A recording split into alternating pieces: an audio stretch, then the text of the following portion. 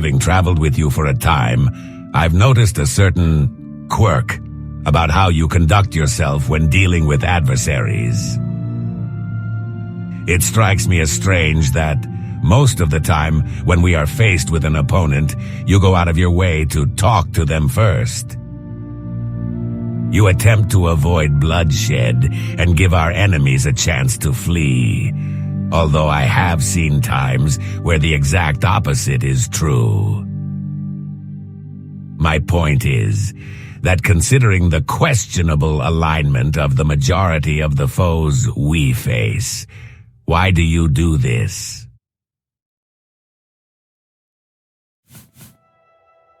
I have noticed that you have a tendency towards the more dishonorable kills. This only seems right, since our enemies would do exactly the same thing if our positions were reversed.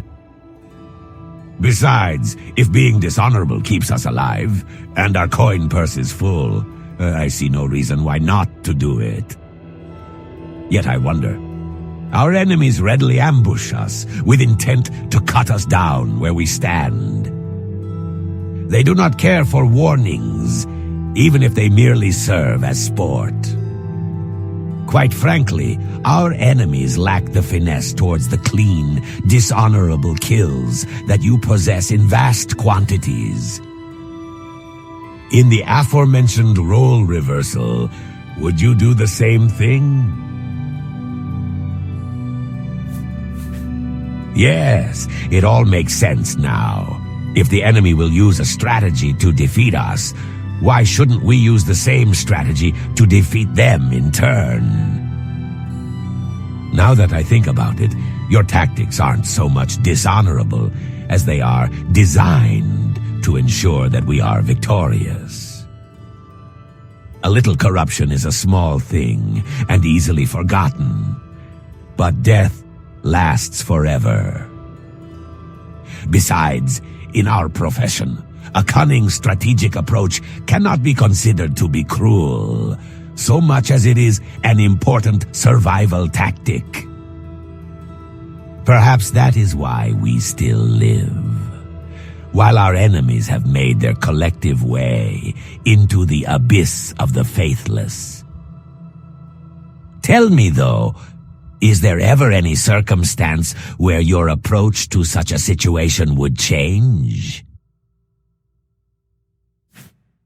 Well, if you were working together with a dear friend, a comrade, if you will, who abjectly disapproved of such heartless methods, he offers you an ultimatum to deal with situations in a manner that upheld his own principles and morals, or to part ways forevermore. On one hand, you stand to forfeit the edge that makes you such a force to be reckoned with. On the other hand, you stand to lose your comrade's loyalty, friendship, and the extra blade that he offers to your cause. Would you comply and amend your ways to meet his request, or bid him farewell and continue on your own?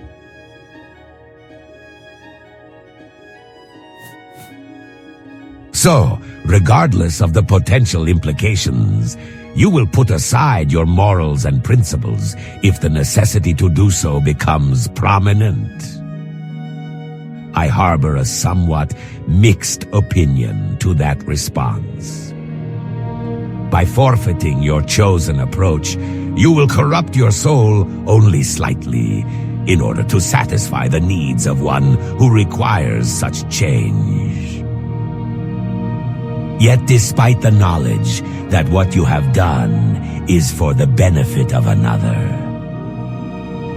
I wonder if the knowledge that you abandoned your beliefs will weigh upon you. Ruin tilts his head to the side, deep in thought. As the saying goes, you are caught between the devil and the deep blue sea.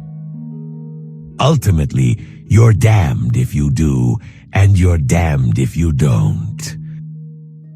I will need to think on the implications of your response. Let us continue our journey and talk again at a later date.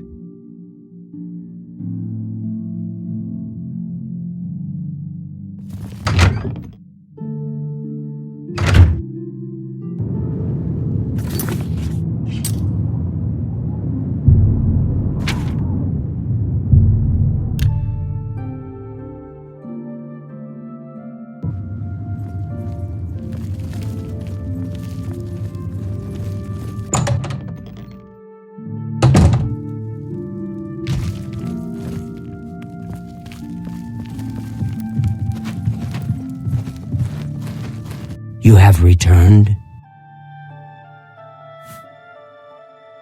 Good work. You are truly an asset to the guild.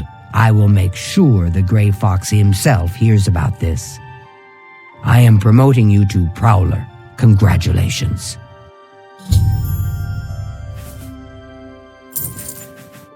I have a small problem that you may be able to help with. The guild will even pay a reward. That buffoon, Hieronymus Lex, has invaded the Imperial City waterfront. Imperial watch guards from all over the city prowl the streets. Hieronymus Lex has vowed not to leave until the Grey Fox is in custody. The fox is safe, but the Thieves' Guild cannot do business like this. The poor of the waterfront are kindred to the Grey Fox and will not betray him. However, cubs soon get hungry. Soon someone will break. Many guild members could be jailed. Find Methredil in the Imperial City. She is coordinating the guild's response. He is the greatest of all thieves. I have heard it said that he stole his gray cowl from Nocturnal herself. Shadowhide the Hunter.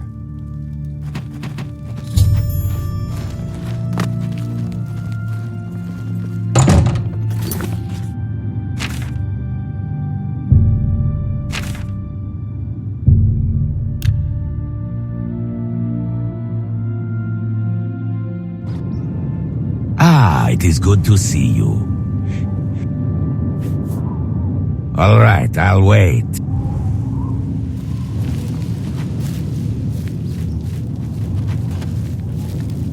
I don't know you, and I don't care to know you.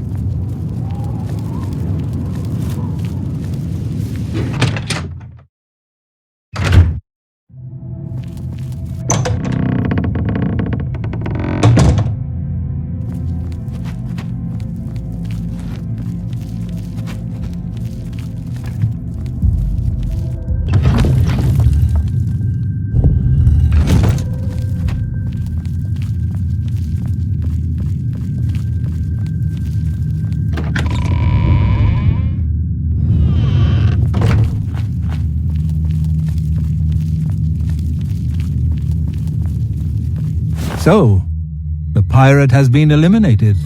Excellent. No one will mourn his passing, and Sithis has been appeased. Please accept this black band as your reward.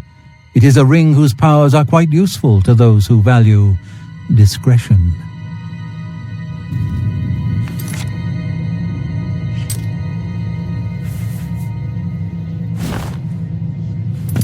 I'm glad you've returned. The contract is waiting, if you're ready. We need you to stage an accident. Kill the target in the manner specified, and you'll receive a considerable bonus. Do you accept this contract? As I expected. Good. The target is a wood elf named Bainlin. You will find him at his home in Bruma. Enter secretly and avoid his manservant, Grom. On the second floor is a secret door leading to a crawl space. Inside are the fastenings of a mounted head that hangs over Bainlin's favorite chair. Loosen those fastenings any night between 8 p.m. and 11 p.m., and the head will surely fall on Bainlin as he relaxes in his chair, as is his custom. If Bainlin is eliminated in any other manner, or if the manservant Grom is killed, you will forfeit the bonus. Now go. and may Sithis be with you.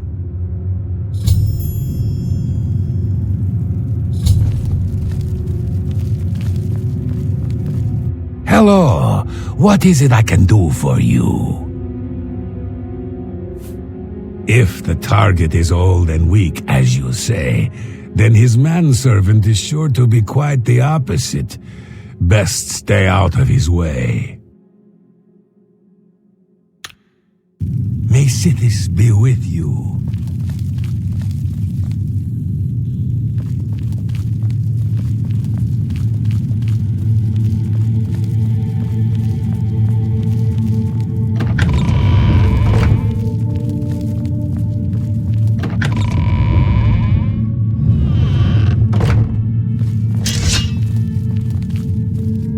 Yes, brother?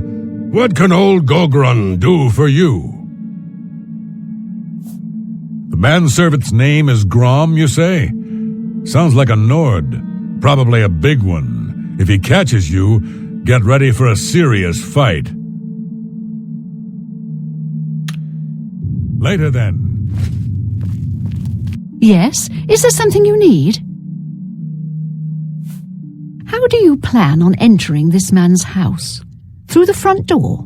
Be smart and look for a more inconspicuous way in, like a cellar entrance. I'll be seeing you then.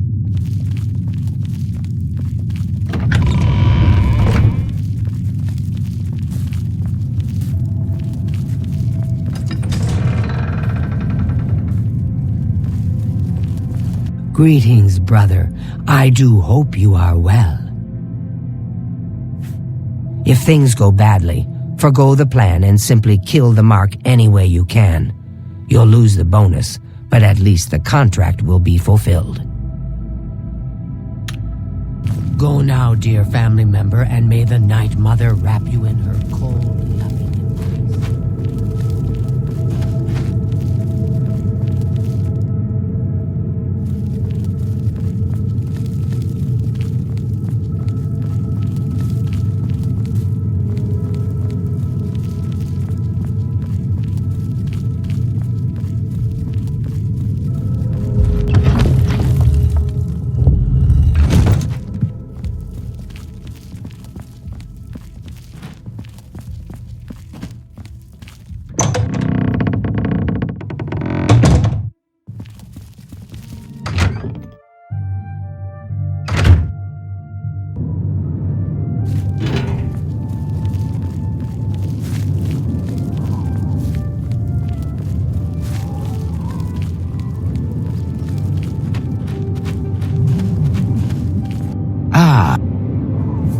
Let us depart.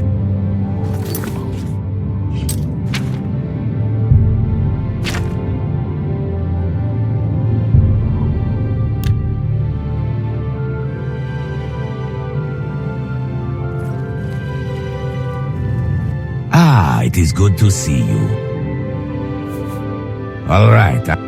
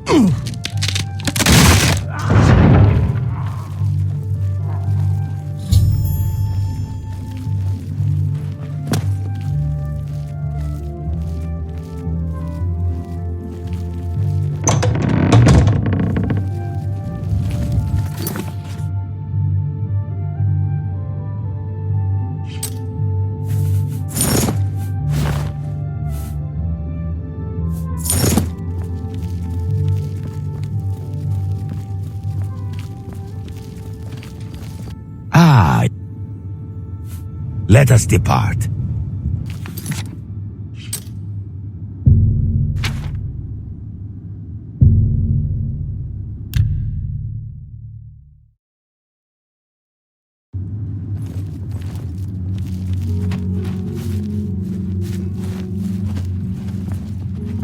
What is it?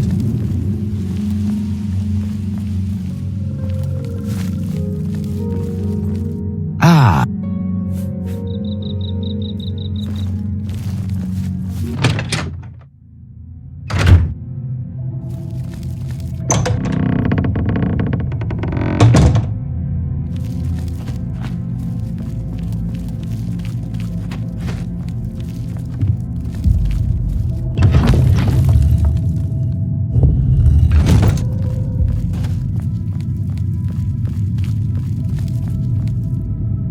So, the accident has been staged and Bainlin lies dead. Well done. You have more than earned your reward and bonus. I present to you this dagger. It's an enchanted blade known as Sufferthorn. Its prick is deadly, I assure you. Yes, you are quite an asset to this sanctuary. In fact, I believe you are ready for advancement. I hereby appoint you Slayer. Well done. Now go, child of Sithis. Go and rest. You'll need it.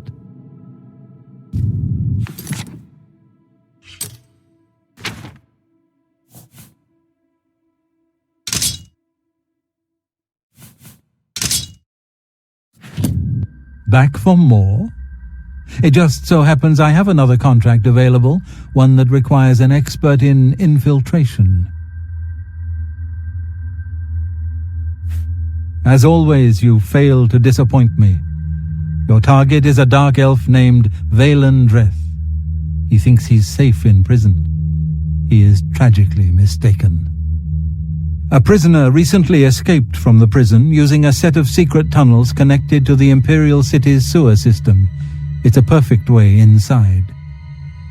Just outside the Imperial prison is a grating that leads to the sewers. It has recently been tightly locked, but I will provide a key. It should be easy enough to locate Dreth in his small cell. Besides, I think you know the way, Valen Dreth has been imprisoned for many years. His tongue is sharp, but his body is limp and frail. He will prove an easy, pleasurable kill. You will receive a bonus if you fulfill the contract without killing any of the prison guards. Now go, and may the Night Mother go with you.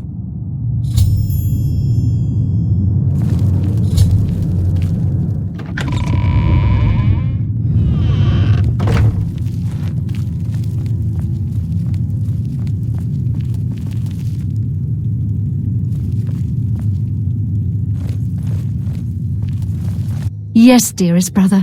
Is there something I can help you with? The Imperial Prison. Long did I languish there, in my youth, before the Brotherhood found me. The guards are strong and cruel. So very cruel. Good luck, brother. I hope you don't get killed. I mean, well, you know.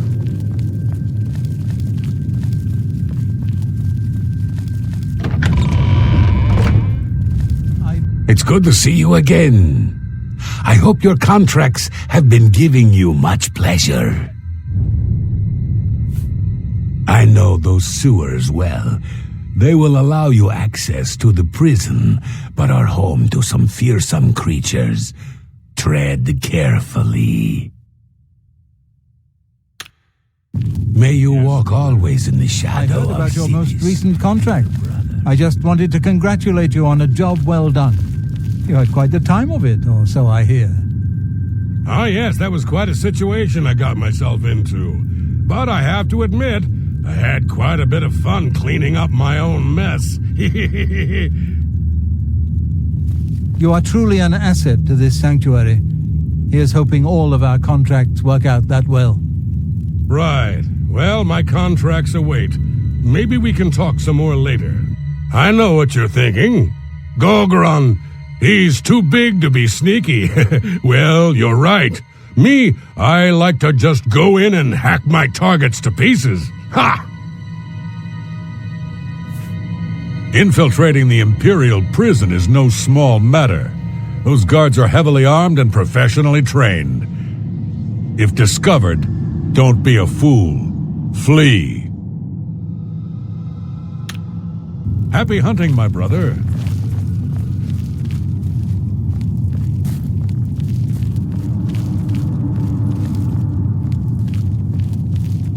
Greetings, brother.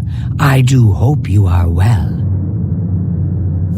No dark brother or sister has successfully infiltrated the Imperial prison in over 300 years.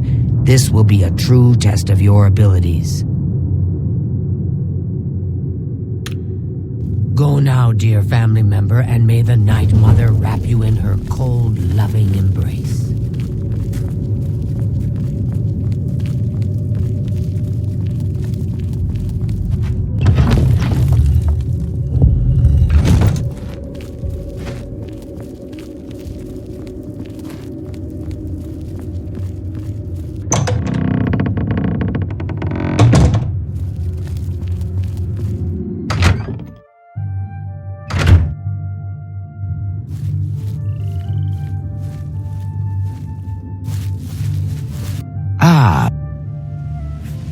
Let us depart.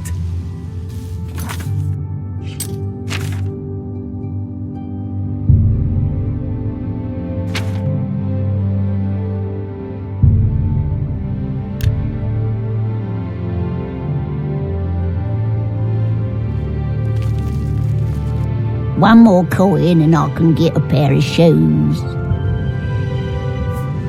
She's hiding in Denari Amnes's house over in the Dallas Plaza district. She's one of the few that escaped when Lex invaded the waterfront. Blessings of Stendar upon ye.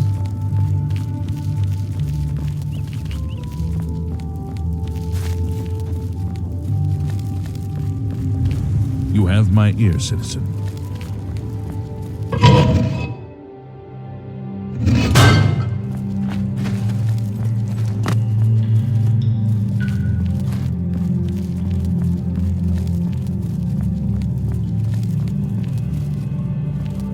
Well, well, if it isn't my favorite little tavern.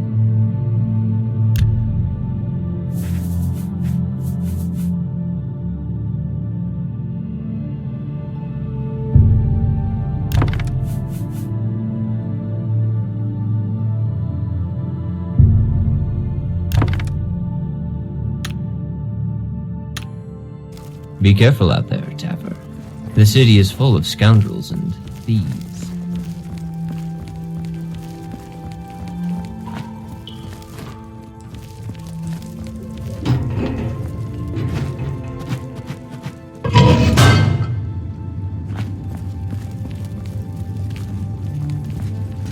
What is it?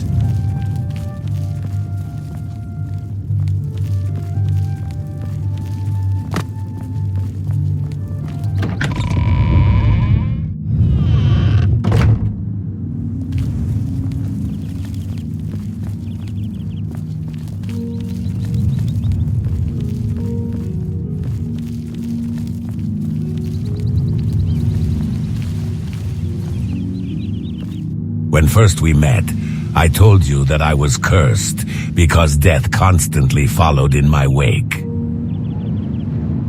After all of this time together, I've come to the conclusion that either you were born under the same cursed moon, or perhaps my curse has extended to include you.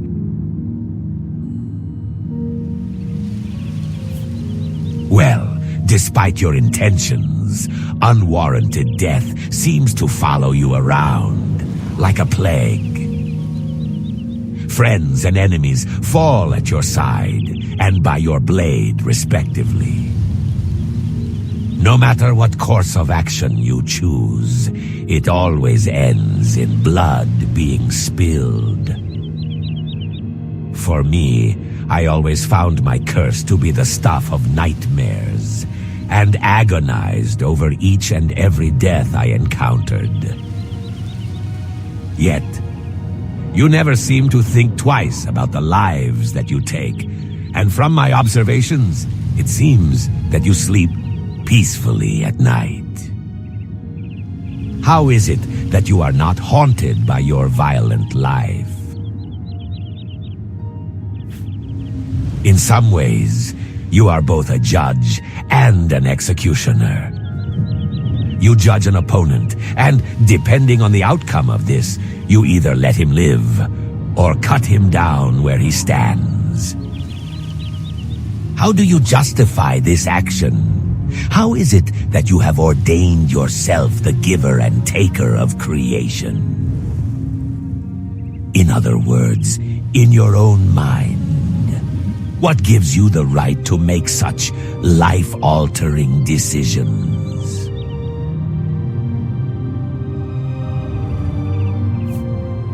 So you judge the fate of another based on what you feel is right.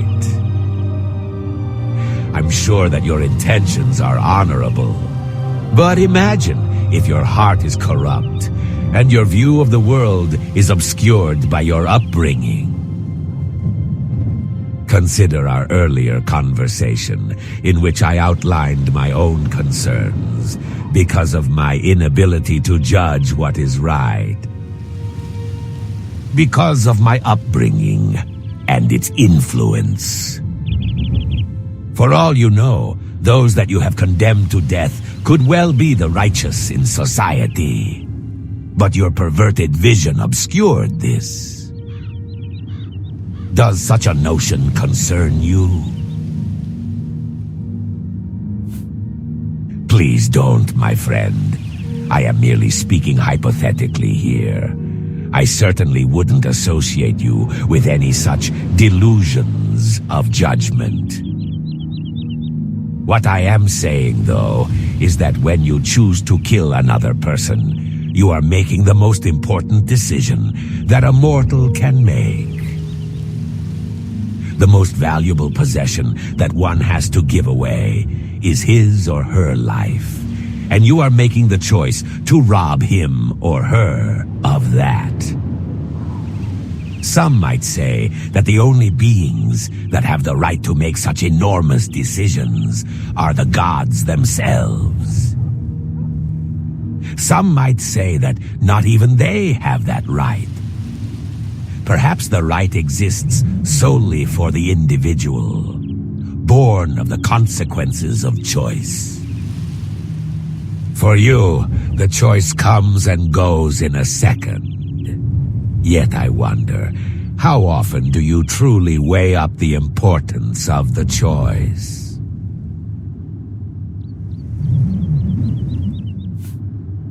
In the heat of a battle, the choice needs to come in an instant. I do not deny that. But when you choose to take a life, you are, for a fraction of a second, a god. You control the destiny of your opponent. Such a brief deification can be addictive, I am sure. As we've already determined, the decision to take a life is not something that should be afforded to all without a moment's consideration. I am hoping that my words will prompt you to consider the full weight of your choices on a deeper level, if only as an afterthought. I think that you understand my words better than most would. I pray that you will consider them. Ruin smiles fondly, almost sadly, giving you a friendly thump on the back before turning away. Thank you, my friend. I appreciate all that you have done for me during our time together. Ruin forces a small smile, though you can tell from his eyes that it is nothing but a mask to conceal a deeper concern. Aye, my friend, everything is fine. From watching you sleep so peacefully, despite all that horror that you have seen and caused. I can only hope that one day I can lay my own sins to rest and also partake in such trouble-free sleep. The Argonian's answering expression can only be described as sheepish, and you catch the distinct overtones of embarrassment from him. So suffice to say that when you are resting so peacefully and I am battling my nightmares, there is little else to do but observe one's companion. Perhaps the paradox of your violent lifestyle, accompanied by your fitful sleep, intrigued and captivated me. Or perhaps other things were important factors. Let us depart, my friend. There is so much to see and do, and so little time in which to do it.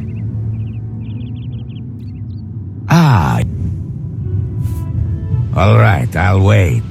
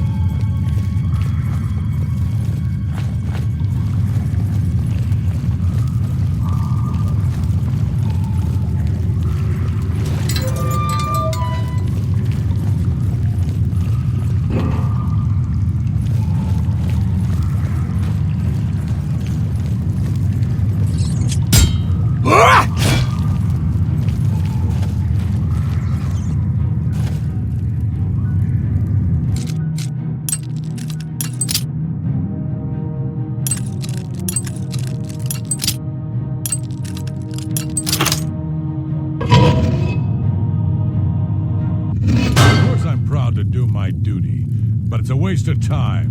What are we guarding? Cold stone and shadow. That's it.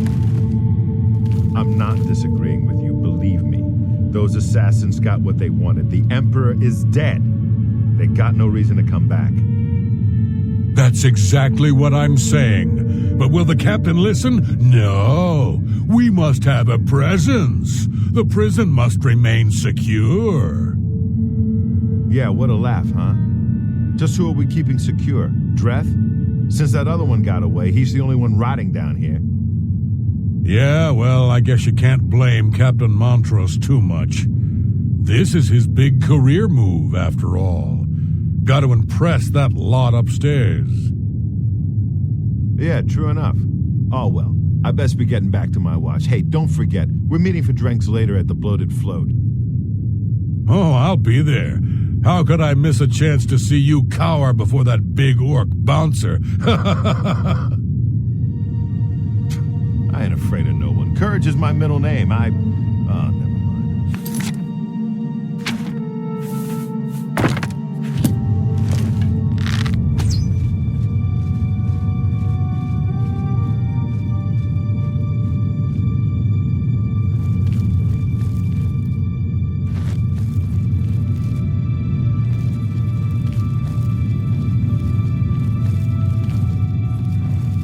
What's that?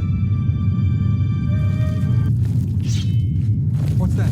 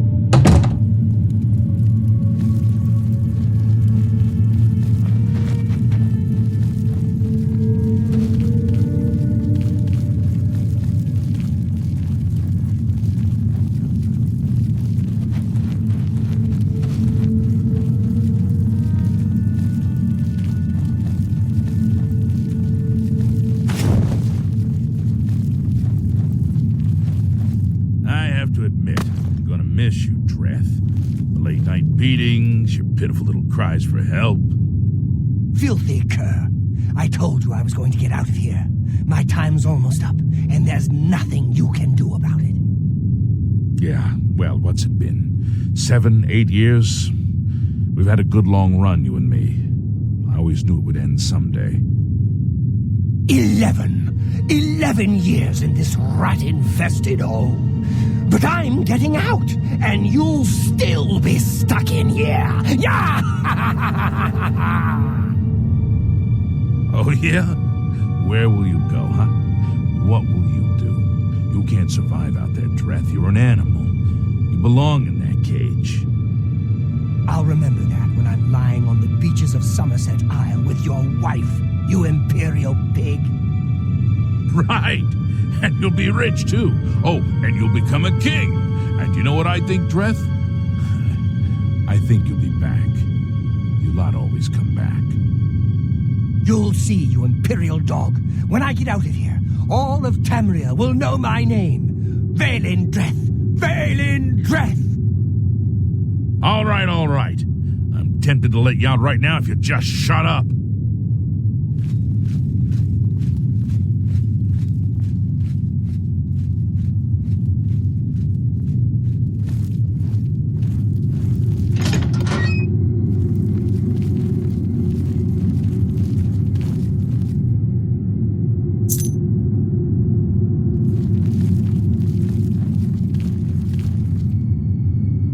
You dare torment me? Vaelin Dreth? Let me out of this cell, you fetid piece of guadong!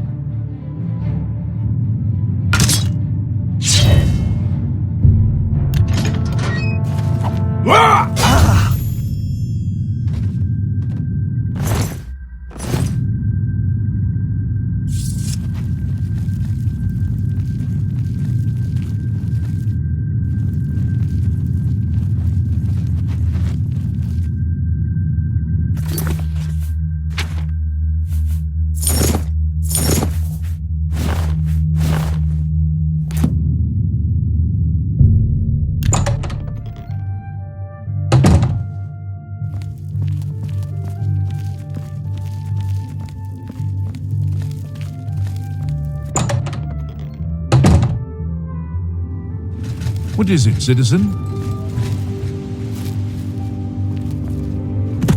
How goes it, friend? Versus in bed.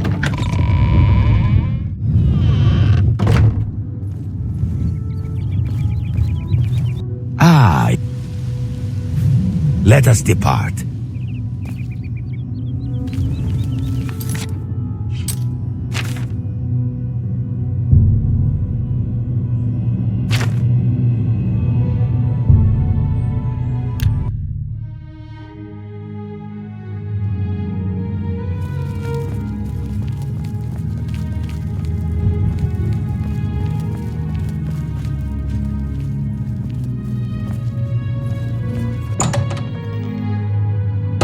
Should work with the Shadow's blessing. It's good to see you. These are foul times for us. Armand is under house arrest again. Our business in the waterfront is totally shut down. We need to get Hieronymus Lex to lift his siege. I have put together a plan. You and 4 other operatives will stage high-profile thefts all at the same time. Hopefully that will force Lex to reassign the Watchmen. Your target is the Arcane University. We've had our eye on Rormir's staff for some time, but have been waiting for the wizards to be distracted. This is the perfect time. Will you help us? I knew the Grey Fox could count on you. The staff is in the Archmage's room. He sleeps between 1 and 7 in the morning. Take this note. Leave it in his nightstand. Bring me the staff when you get it. I didn't think much about him when I first joined the Thieves Guild. Lately I've been hearing odd things, though. That gray cowl he wears was stolen from Nocturnal herself. Can you imagine having the nerve to steal from a Daedric Lord? Shadow hide you.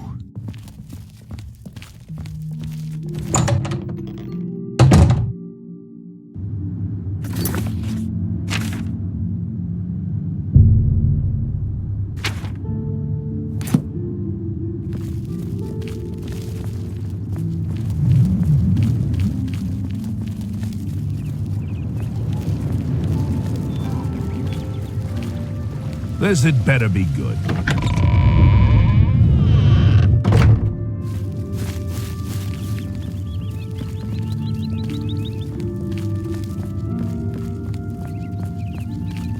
Yes.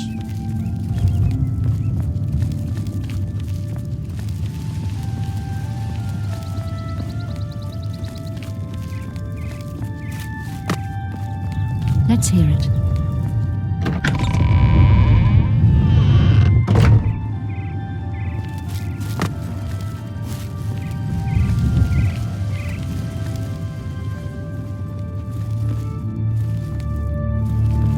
Hiding citizen. If I could question your heavy wrong, I'd probably Speak.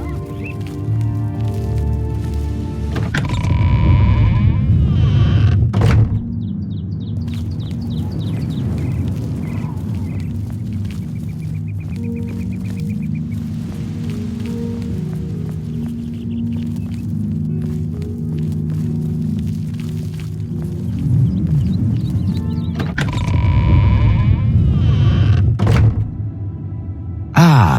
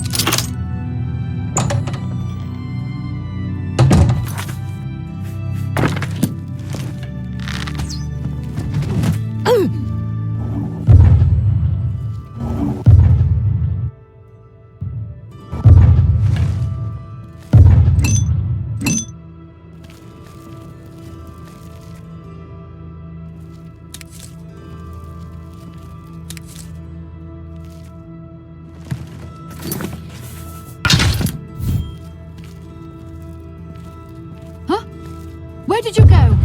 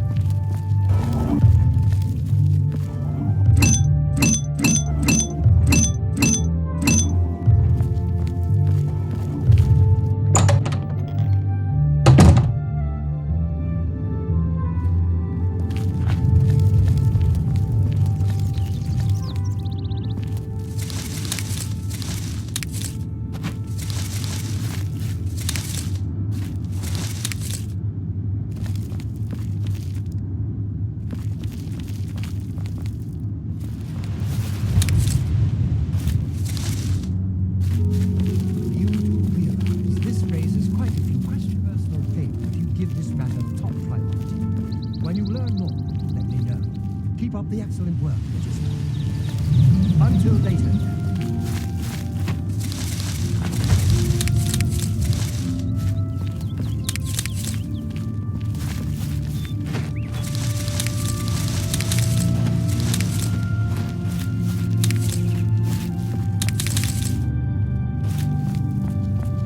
Fellow magician, may I speak?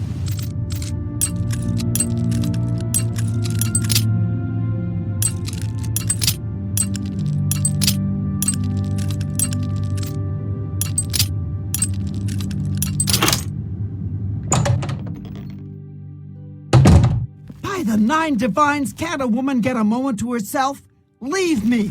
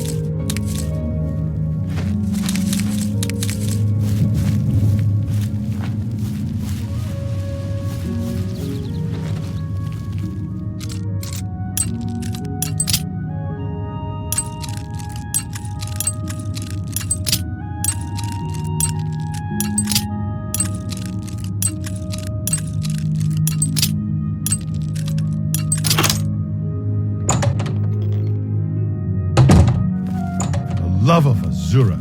Can't a man have a bit of privacy?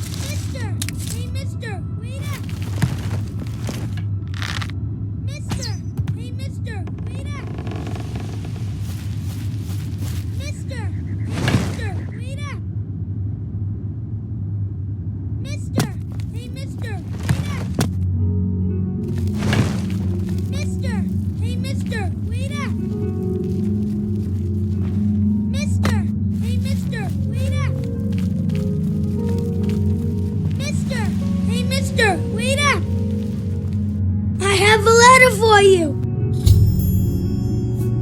Gee, thanks. I'll see you around.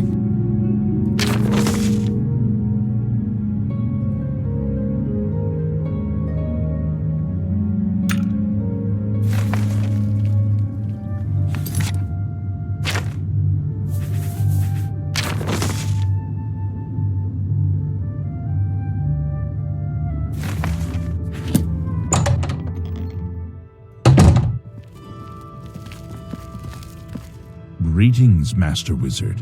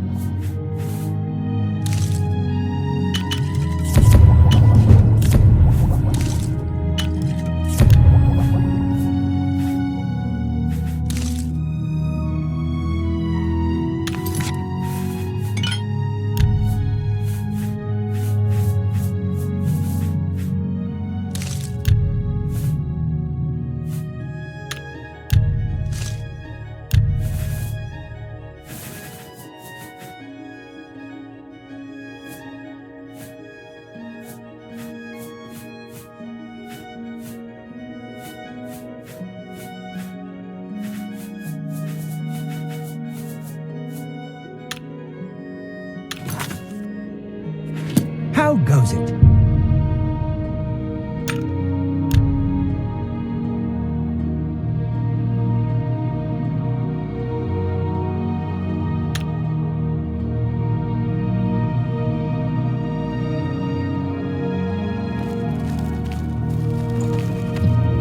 What is it now?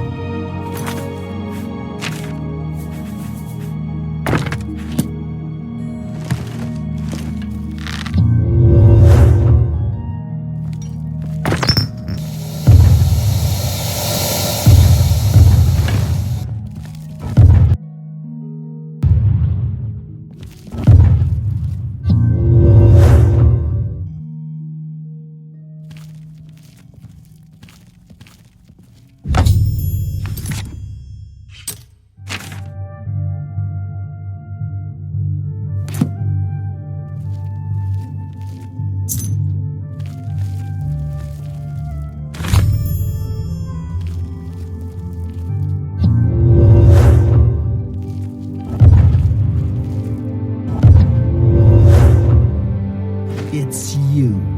Hi.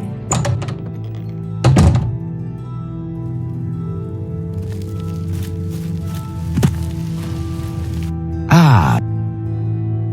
Let us depart.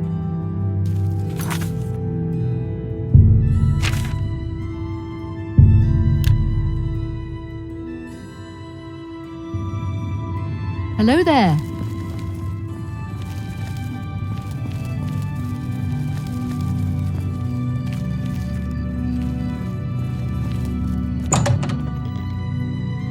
Word that 2 of the jobs were successful. I'm glad you're here. We have work to do. You have the ice staff?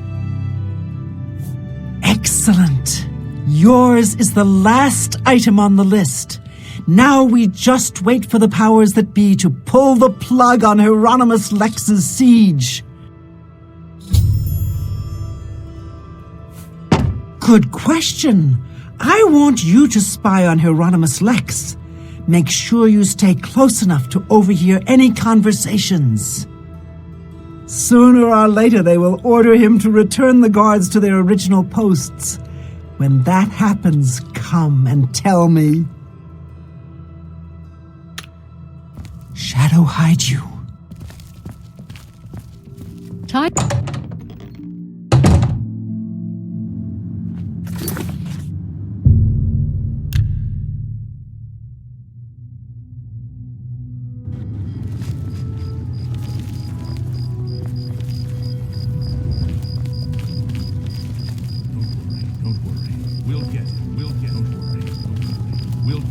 Oh, hey, sweet lady of Wayrest. Oh, Well met. hey, sweet lady of mine. I'll see I'm you looking again. for the Yes, I'll gray see you fox. again. Sweet What can lady you of tell me? Wayrest. No sign of it.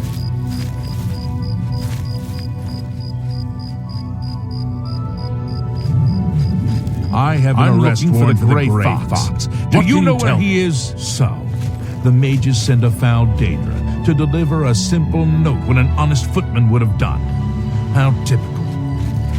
I'm looking for the gray fox. Been ordered what back can you tell posts? I smell the dirty hand of the gray fox behind this. So what's this about?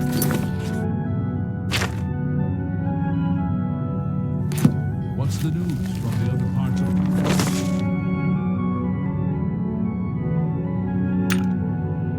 Tamriel? Nothing out there. Good day.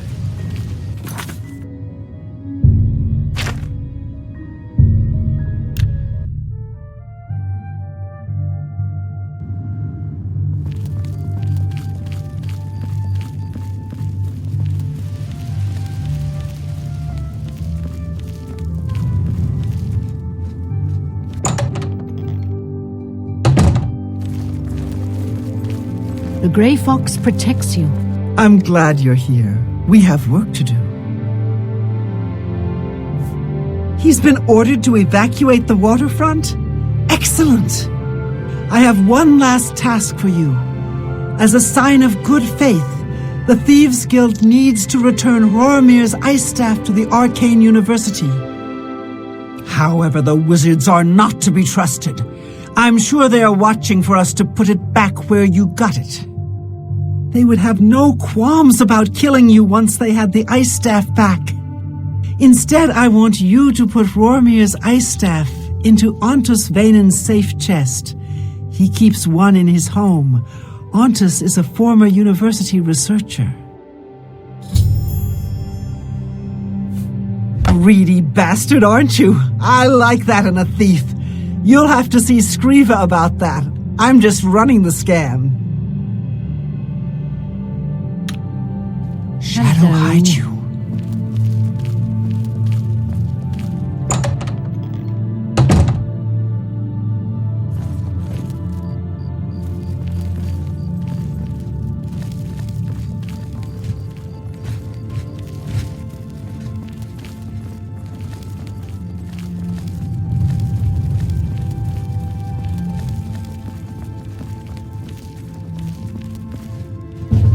You have my ear, citizen.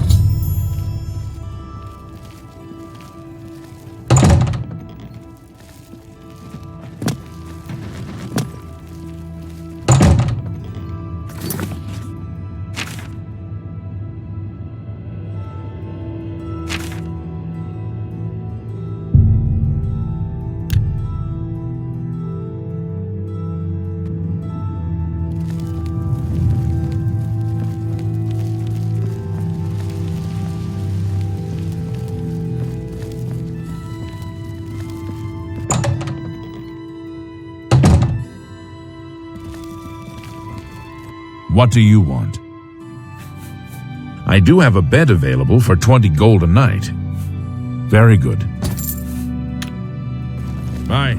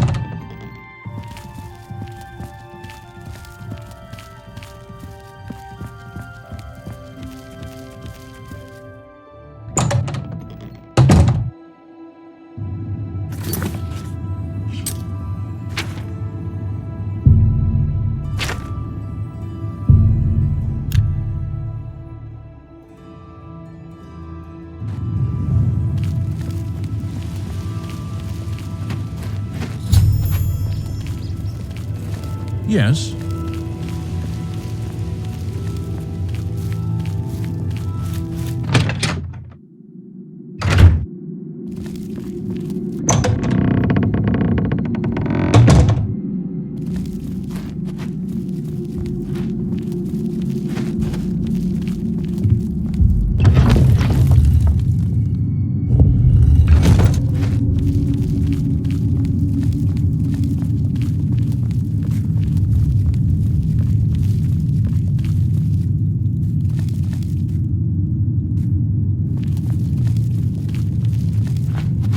Get away from me. So, you infiltrated the Imperial prison, eliminated Valen Dreth, and killed not one guard. Most excellent. In addition to your standard reward, I present to you this bonus. Behold, the scales of pitiless justice. While carried, the scales will magically enhance your strength, intelligence, and agility, but diminish your personality. A powerful tool indeed. I have a special contract that needs fulfillment. In truth, I don't wish to offer it to any other family member. I've come to rely on your abilities. We're usually called upon to take a life, but not this time. This contract requires us to stage the assassination of a marked man. Are you ready? You must go to the city of Corral and break into the house of Francois Mortiere. Inside you will find Mortiere waiting for you. Do not kill him. You see, Francois Mortiere is a marked man. He owes a considerable sum to the wrong kind of people, so they have sent an enforcer to kill him. Here, you will use this specially poisoned knife to stage Mortiere's death in the enforcer's presence. Mortiere himself will provide more details. This is an unusual contract. Mortiere had to make a special arrangement with us before it was approved. I trust in your professionalism.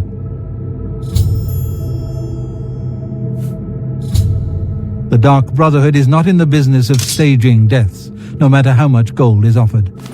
Sithis demands blood, and blood must be paid. In order to accept the contract, we demanded a life.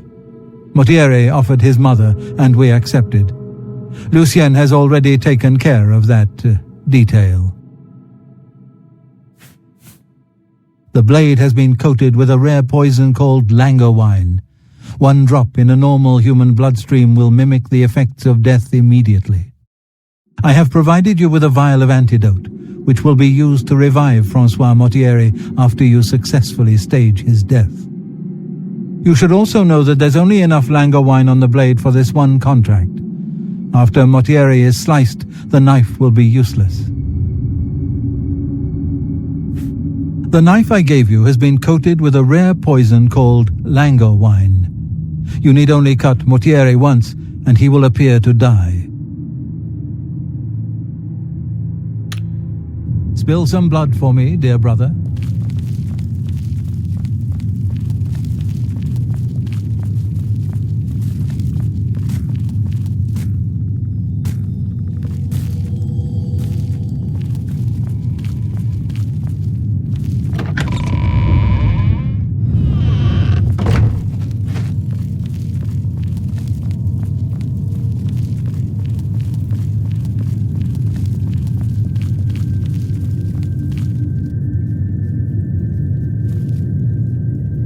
Dear friend, may I steal a moment of your time? I have a rather delicate situation I was hoping you could help me with. This is a personal matter and will have no bearing on your standing within the Dark Brotherhood. Would you like to hear more? I find your decision most agreeable.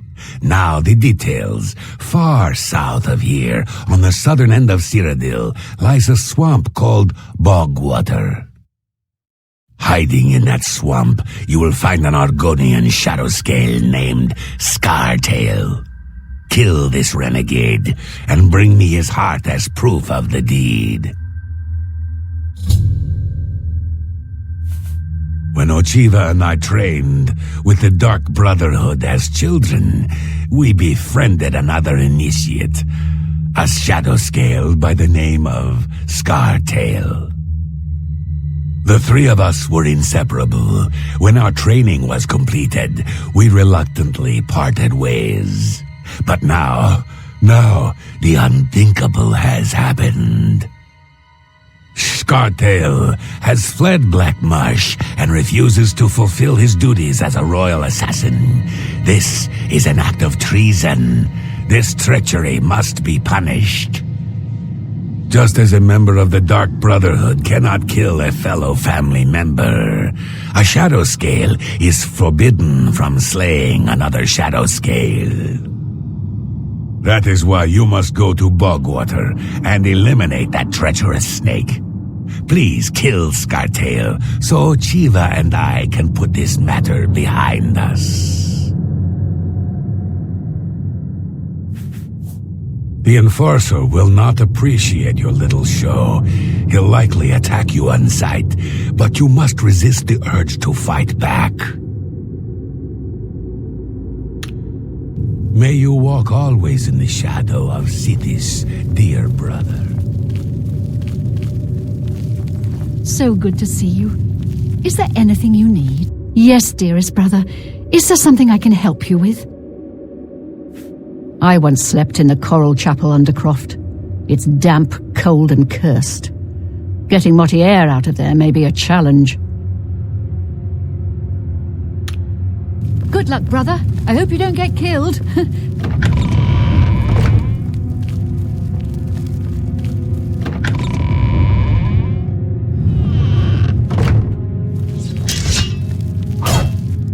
I know what you're thinking. What? Fake a death? And you can't even kill the Enforcer? Huh. I don't envy you, friend. But a contract's a contract. Just do what you've got to do. Happy hunting, my brother. Greetings, brother. Scartail is a traitor to Argonia and a blight upon Tamriel. Kill him, as my brother requests, and we will be forever in your debt. Go now, dear family member, and may the Night Mother wrap you into a cold, loving embrace.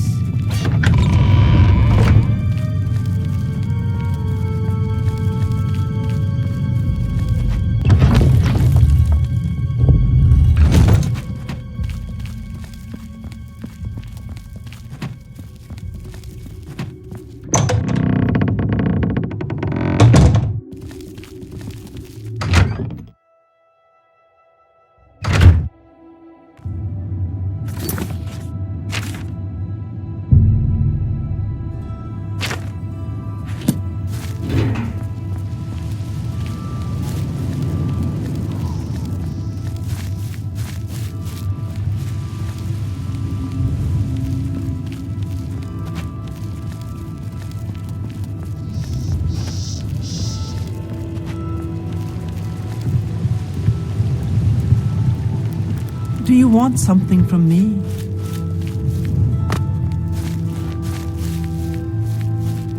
Twilight smiles smugly upon seeing you, his dark eyes flashing with unconcealed self-satisfaction.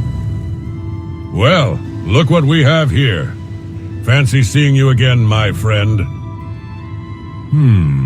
I don't see your pet lizard following in your wake. Have you perchance misplaced him?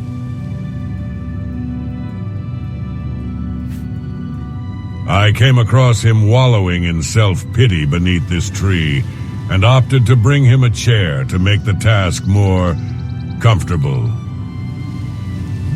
He asked me about where he could acquire camping equipment and good campsites in the vicinity of Cheydinhall. I answered both his questions, and he thanked me and left. I knew that you would be stopping by sooner or later, and came to the conclusion that a peaceful night by Cheydinhall River sounded pleasant.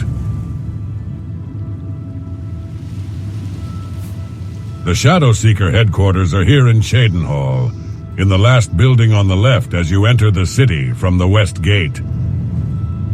Surely there is nothing suspicious about the leader of a mercenary band taking a walk through the city his headquarters are located in.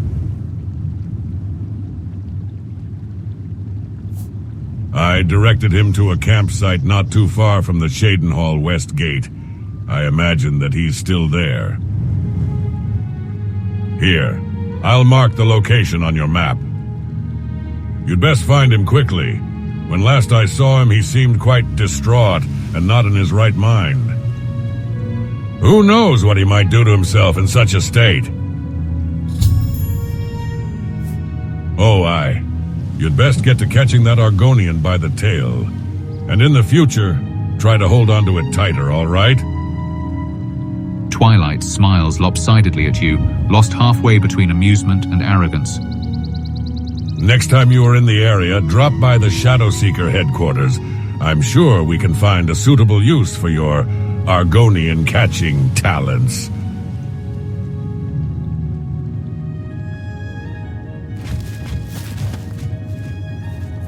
Oh, it's you. Yes?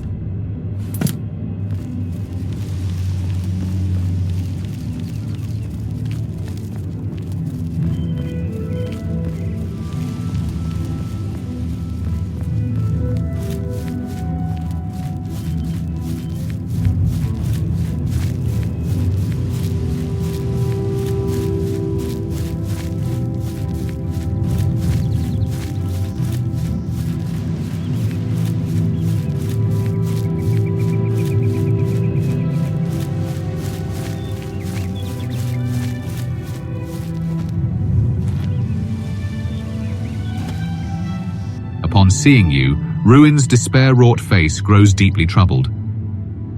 Why did you come to me? Surely I made the dangers clear to you. This is not a battle that we can win. I left so as to spare you the horrors that I am about to face. You should not have come, my friend. Yes, we have. But this is an entirely different fight, and not one that can be prepared for. Ruin's eyes are wide and watery, paranoid terror pushing him to the edge of his sanity. Those of my former sect are as skilled as I am, yet they do not have the restraints of my morals. They will slaughter us. This is my doing. I made a choice that put me in this position, and I will wear the responsibility for my mistakes. I will not be responsible for you, my one true friend, also being butchered at their hands. Trust you? After all that you have done for me, how can I not trust you? You saved me, my friend. You saved me from myself, and from those who hunt me. And it is for that reason that I fear for your safety. It is for that reason that I don't want to be responsible for your safety. Especially in light of those that hunt me even now. I am touched that you would make the effort to track me down, but I still think it will be safer if I leave. Ruin appears genuinely confused. For the better part of a minute, he stares at you intently, struggling to come to a conclusion. I spoke to you once about crossroads and choices. I said that there are consequences associated with every decision.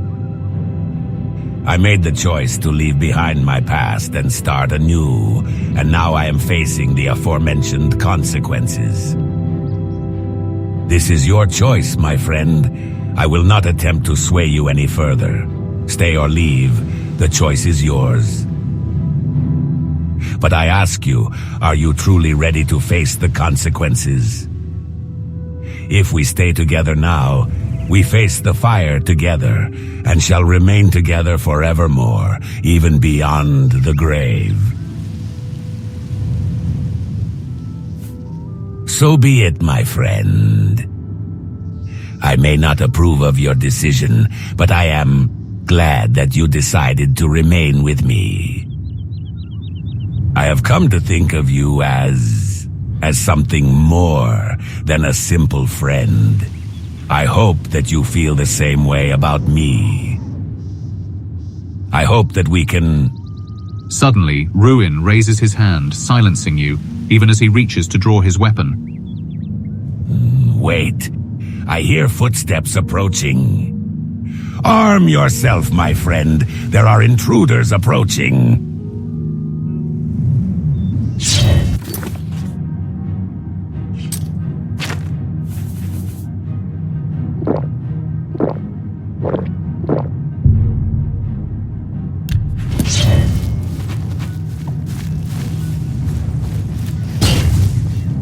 Wah!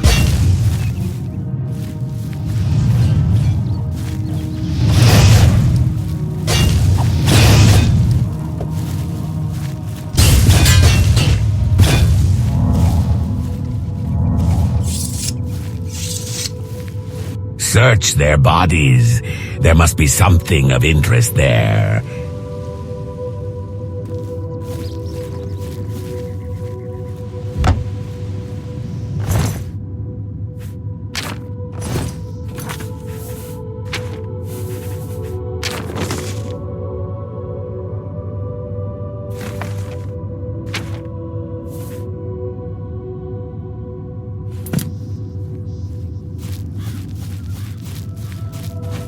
We made it, though I can scarcely believe it. Unfortunately, those three were not particularly skilled members of our order. The majority of my former sect will be a great deal more difficult. Ruin takes the letter from your hands and studies it for a time, before hissing in irritation. The note you have there is written in some sort of code. I imagine that it cannot be too complex to decipher, as not all of those within my former sect are particularly skillful at cryptology.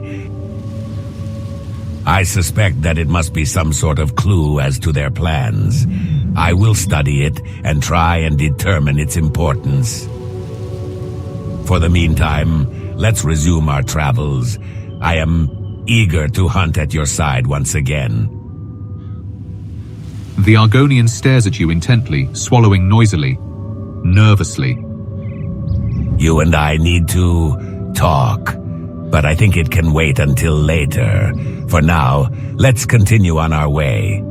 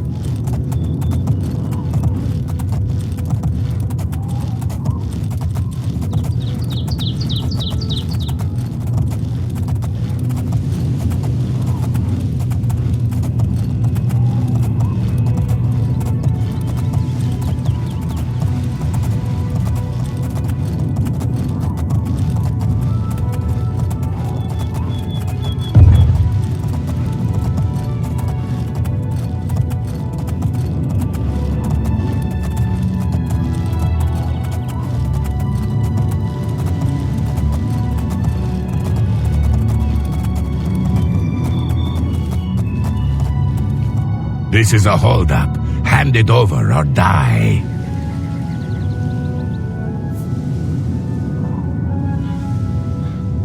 Easily done.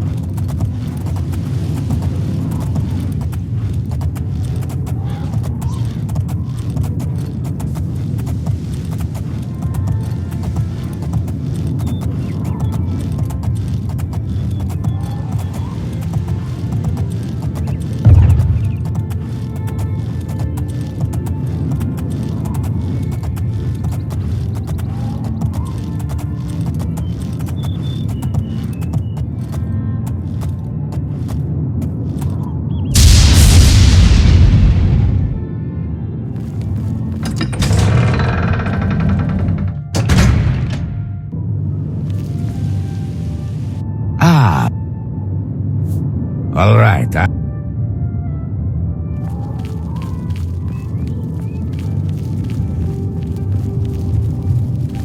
Oh, hello. So tiresome.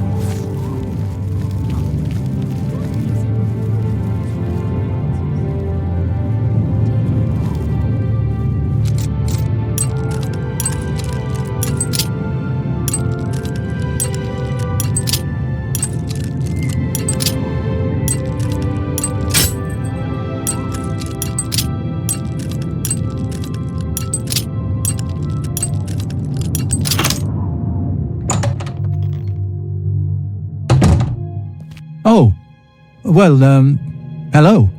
You must be the one Lucien Lachance told me about. I've been expecting you. We haven't got much time, I'm afraid. I borrowed quite a bit of gold from some underworld types. I missed a payment. Now they don't even want the money. They say I insulted them. They've sent an enforcer to kill me. His name is Hides His Heart, and he's on his way here now. That's why I hired you, so you can fake my death. Well, when Hides His Heart gets here, I'll put on a little act. You'll cut me with your poison knife, and that vile enforcer will think I'm dead. You must then flee from Coral, and Hides His Heart must not be killed. That way he can go back and tell his employers I'm dead. If you wait a day, my body will be put on display in the Coral Chapel Undercroft. You can come to me then and administer the antidote. Got all that? Good. Hides His Heart will be here any moment. Get ready. Oh, I do hope this works.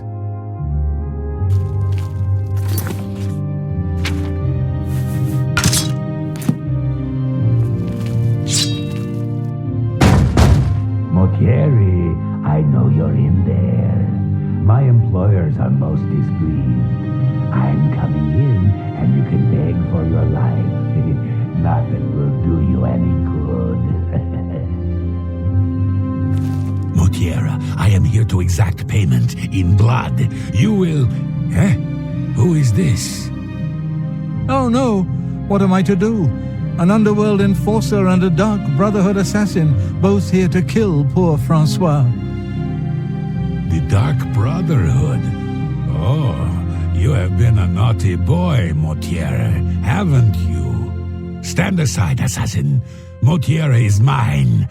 My employers demand it. Ah! What's this? Oh, Dark Brotherhood assassin, please don't cut me with that wicked blade. It looks like this is the end of poor Francois. We'll see who gets to cut you, Motiera.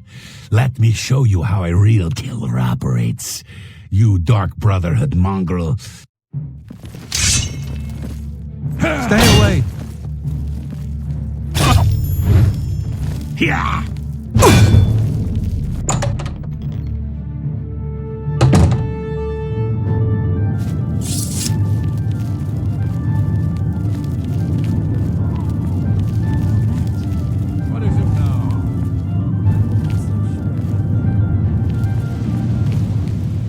Ah, it is good to see you.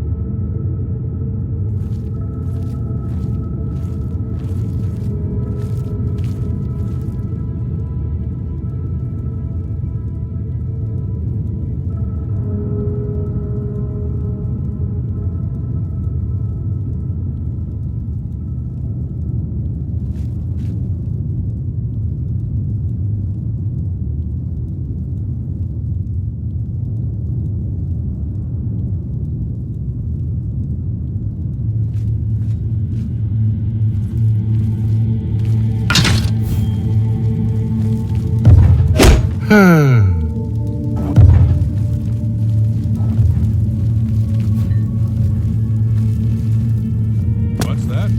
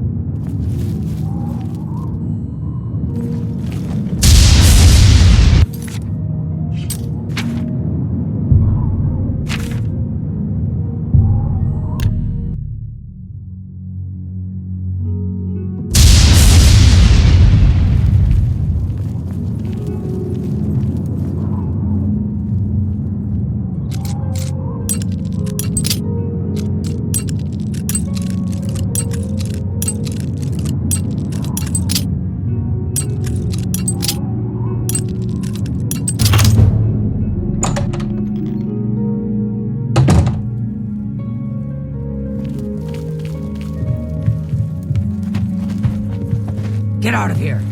Amuse sends his regards. Hieronymus Lex has left the waterfront? Well done.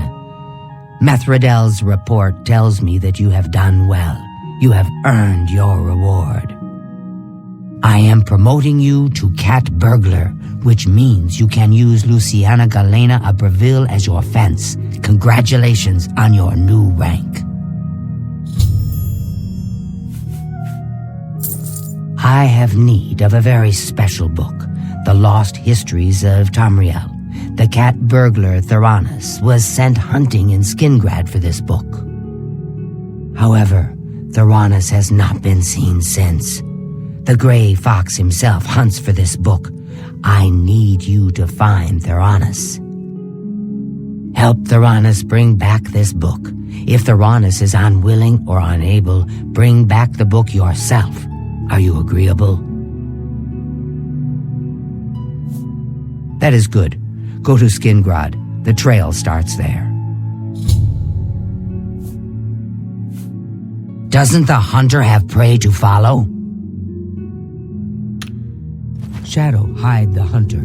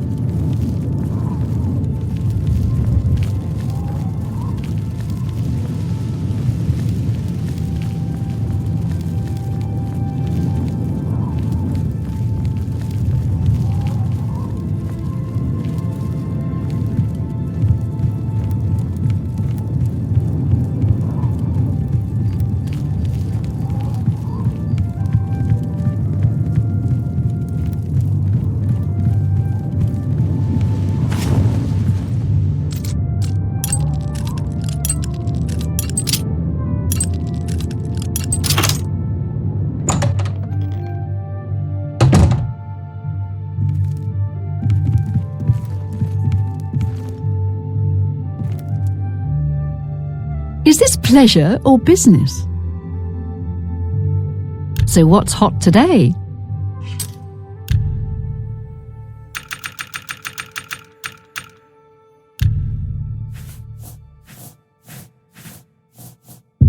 I don't think so.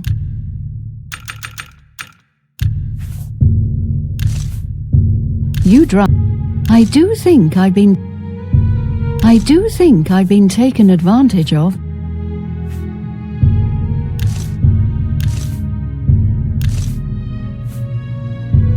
I do think I've been taken advantage of. A good price for a good customer. You drive a hard bargain. I do think I've been taken advantage of. You drive a hard bargain. That seems a fair price. That's a... I do a good price for you. I do think I've been. I do think I. That seems a fair price. That's more than I'd usually pay. You drive a hard bargain.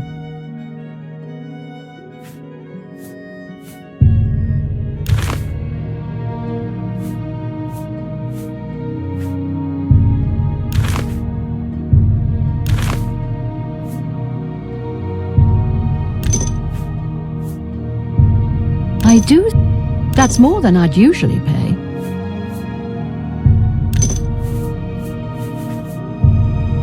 I do think I've been taken advantage of. Let's just keep this affair between the two of us. Shadow hide you.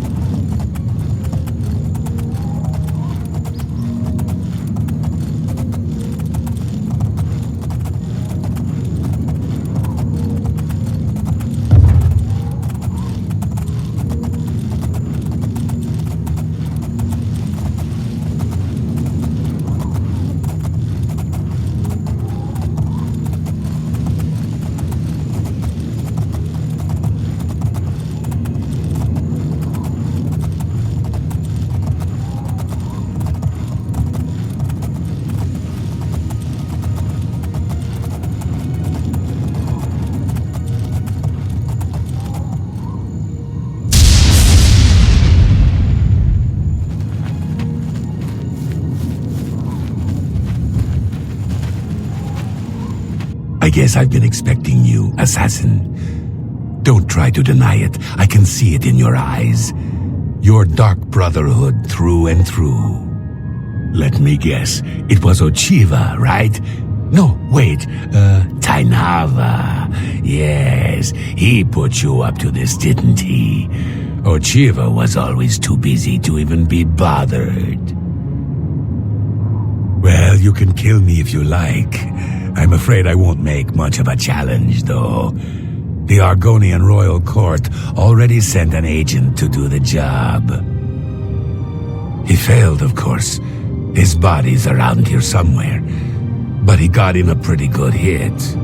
If I don't get some rest, I'm probably dead anyway. So maybe I can appeal to your sense of goodwill, huh? You let me live, and I'll tell you where I stashed my treasure. Is it a deal? You show unexpected mercy. For that, I am thankful. My treasure is hidden in a hollowed-out rock near my campfire. It's yours. Oh, yes. I suppose Tainava wants proof that I'm dead, eh? Let me guess. My heart? I suggest you take the heart of the dead Argonian agent. His body is around here somewhere. Present the agent's heart to Tainava as proof, and he'll be none the wiser.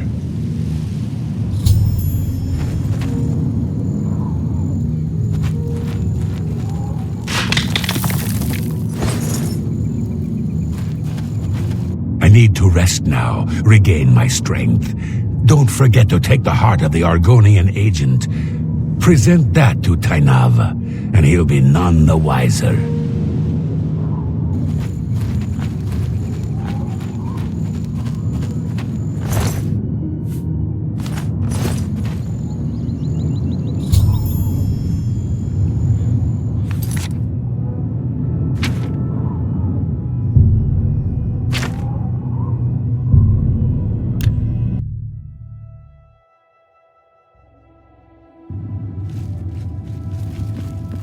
Speak. How do you do?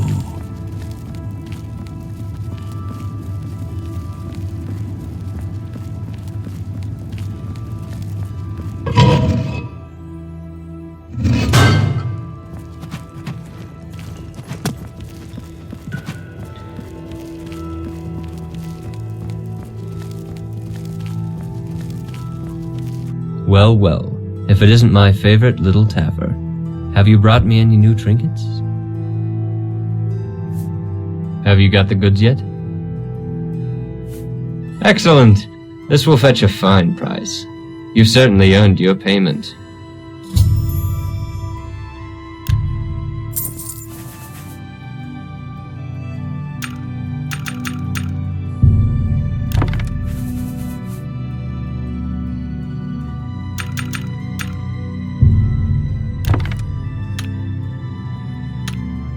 Get out there and lighten a few pockets.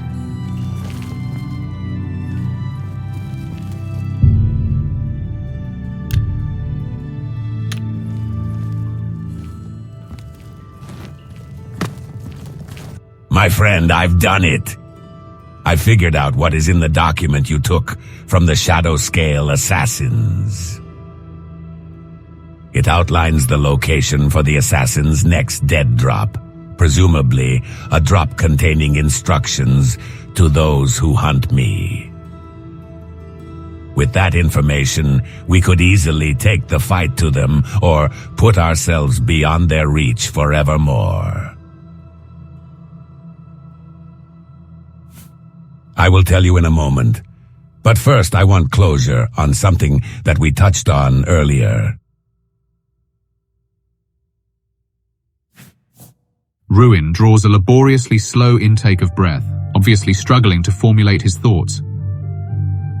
Before we were interrupted by the assassins, we were discussing our relationship.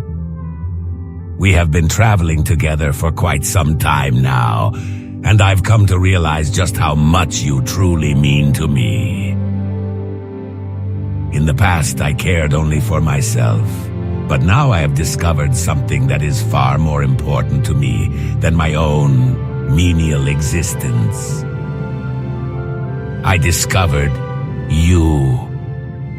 You reminded me that life can be sweet, and that dreams truly can come true. You give me a reason to wake up every morning. You give me a reason to fight on when all hope truly is lost. You have come to control my heart in ways that are unnerving and unfamiliar to me. Yet they are not altogether bad. They are also enticing, and I long to experience them in greater volumes. Do you understand what I'm saying? A brief flash of disappointment graces the Argonian's features, but it is quickly suppressed. You do? Just as a friend? Perhaps I was reading more into our relationship than was actually there. Prove to me you're real. Show me you're true. Tell me you'll always be there for me. Maybe I can put my trust in you. I need to know, my friend, can I always trust on you to be there for me? To watch over me when I sleep? To cover me when I fight? Shall we write ourselves into the pages of Tamriel's history as a partnership of heroes and saviors? I am truly pleased to hear this. For good or for ill, we shall continue together forevermore, and one day all of Tamriel will know our names. But first things first, we have the matter of the Shadow Scale assassins to attend to, and I believe that I have the solution. The note that you found is written in a very simple code. If you take the first 2 letters of each word and put them together, you get a sentence. Go to the west area of Anvil for another dead drop, is what it says. I believe that I know the area that it is referring to. Here, I shall mark it on your map. We should travel there as soon as possible. Once we have dealt with this problem, we will be free to shape the realms as we see fit.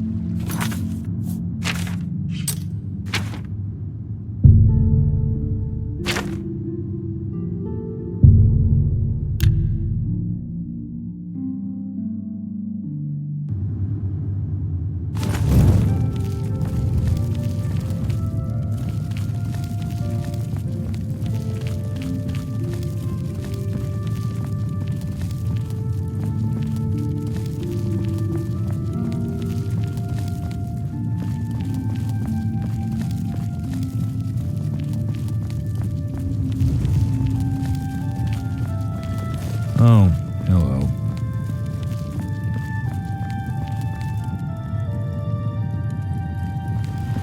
Ah.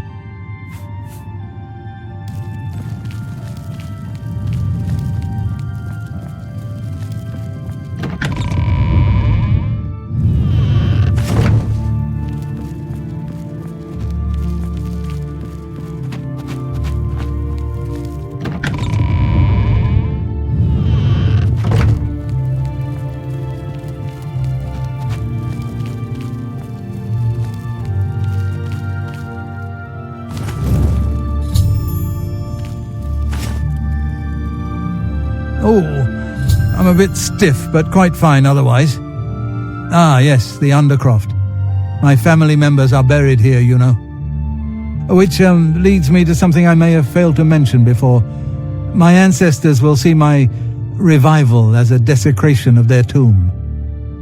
This Undercroft is, well, quite cursed. Any desecration will cause my ancestors to rise from their graves and defend their resting place. I can hear them coming as we speak. You must protect me. Escort me to the Grey Mare where I can buy passage out of Coral. Ah, here they come. Oh, my, Aunt Margaret. You're looking the worse for wear.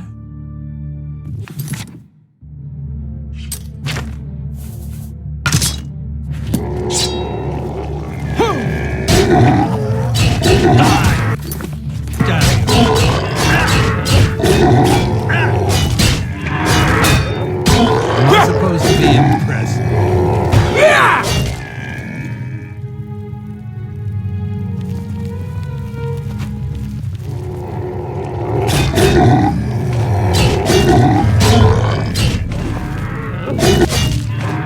I'm on your side.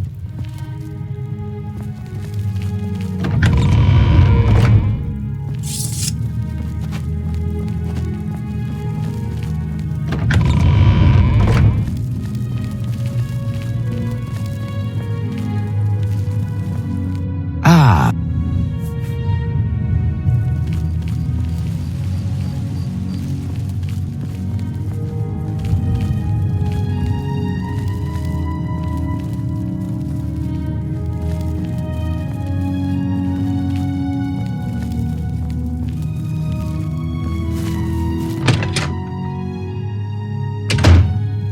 Ah, the Grey Mare, Coral's finest repository of wine, women, and song. Ah, the Grey Mare. From here I will be able to arrange for transportation out of Cyrodiil. You have served me well, assassin. Francois is forever in your debt. Farewell.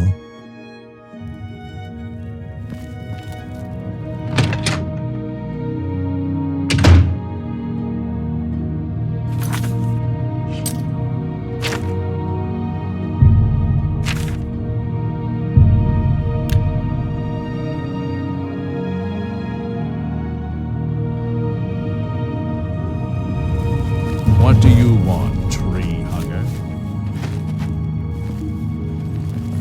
What do you want, tree hugger?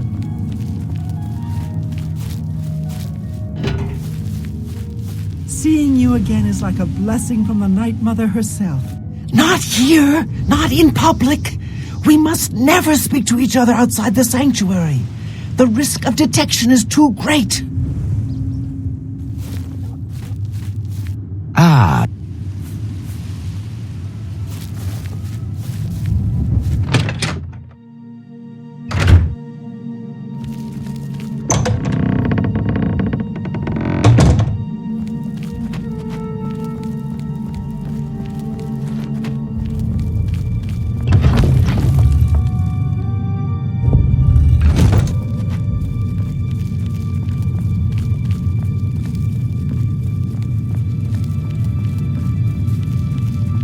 Get away from me.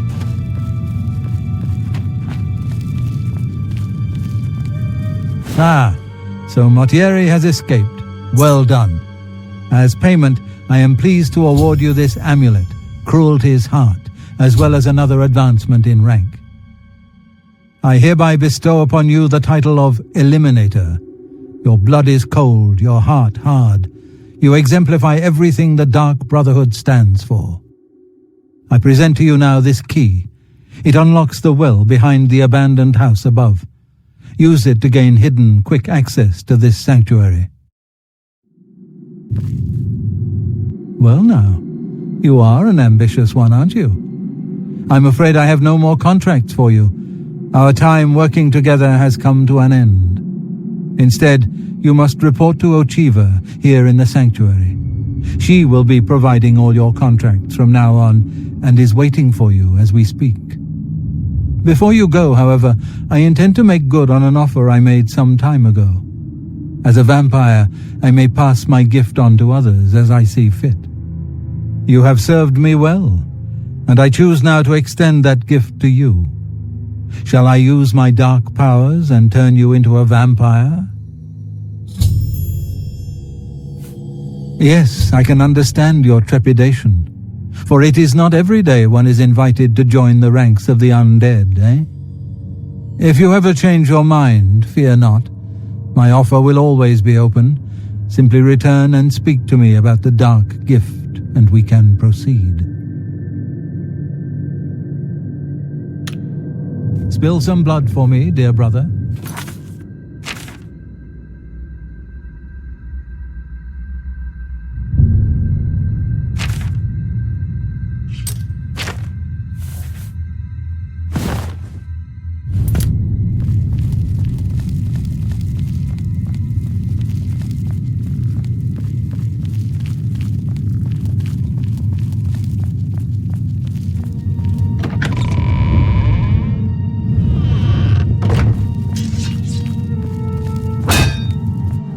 Greetings. I have been waiting for you. As Vicente surely told you, your time working with him has come to an end. From now on, you will receive all assignments directly from me. In fact, your next contract is available now. In the Imperial City, there lives a high elf who must be removed from existence. Finding this person may prove challenging. Are you interested? I knew you wouldn't be able to resist. Your target is a high elf named Faithless. He lives somewhere in the Imperial City and fancies long walks. Unfortunately, that's all we know. We don't know which district he calls home, which establishments he frequents, or anything about his schedule. This contract will require a bit of detective work. I suggest you speak to your fellow brothers and sisters and see if they can offer any advice. Ah, yes, there is one more thing. The Imperial City is also home to an Imperial Legion captain named Adamus Philida. Do you know who that is? Quite. Then you know he has dedicated his life to eradicating the Dark Brotherhood and doesn't appreciate when we operate within the Imperial City. When that happens, he tends to make our lives uncomfortable. Let's not give the good captain any reason to go poking around in our affairs, If possible, do away with Faithless someplace out of the way, definitely indoors with no other people around, a secure location with no witnesses. This will make it look like a simple murder. Philida will be none the wiser, and you'll receive a nice bonus. Now go, and may Sithis go with you.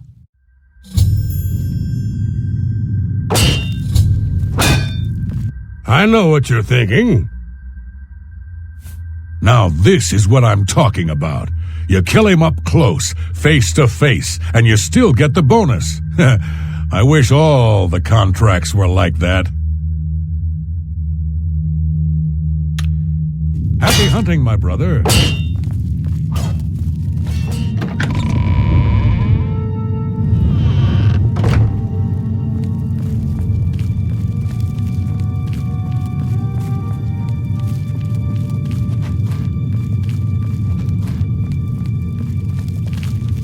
Good day. The elves of the Imperial City are a fairly close-knit community. One of them will have at least heard of Faithless. You should ask around. Spill some blood for me, dear brother.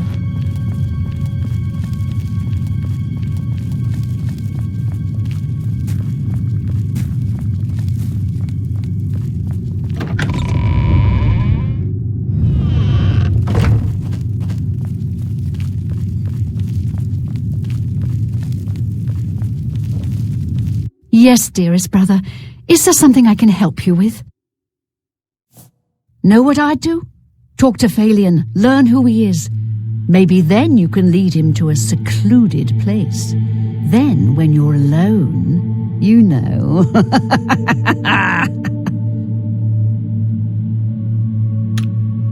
Good luck, brother. I hope you don't get killed.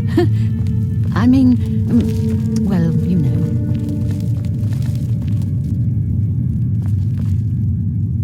Ah, yes, that is an Argonian heart. Of that I'm sure. You have slain Scartail. Well done. Please take these boots as payment for your services. They are called the Boots of Bloody Bounding and carry a powerful enchantment. I'm sure you will find them most useful. Scartail was once as a brother to me and Ochiva, but his act of treason destroyed any vestige of that relationship. His death was well deserved.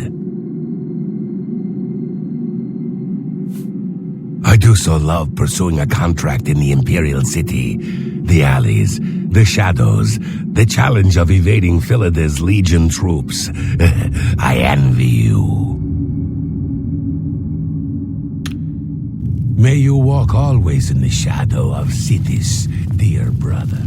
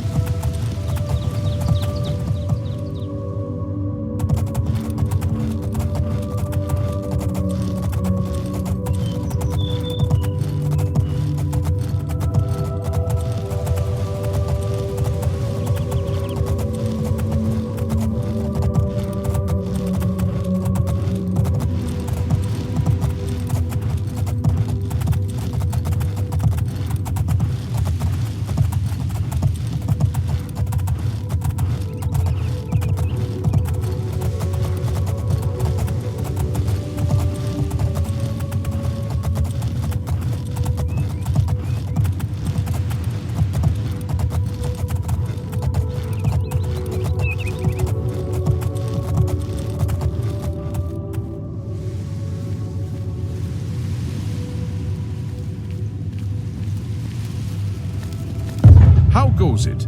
Go ahead, please.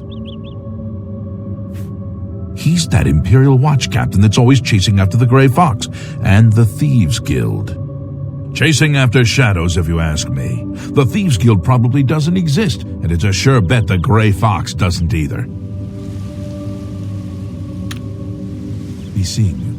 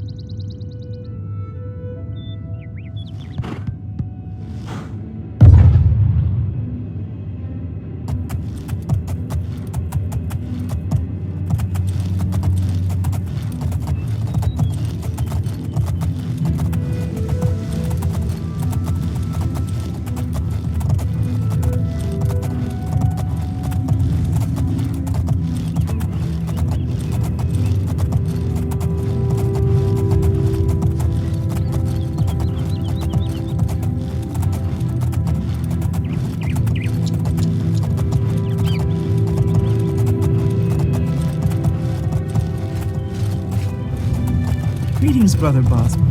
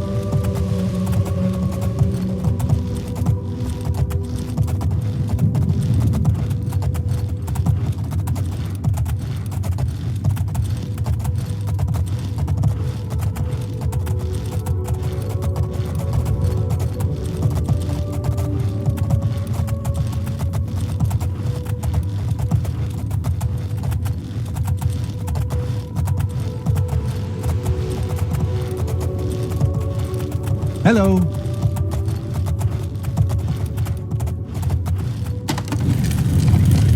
What is it? The Fighters Guild is recruiting again. I see. Have you heard any word about the other provinces? The Grey Fox protects you. Nothing I'd like to talk about. Good night. Good day. Good evening.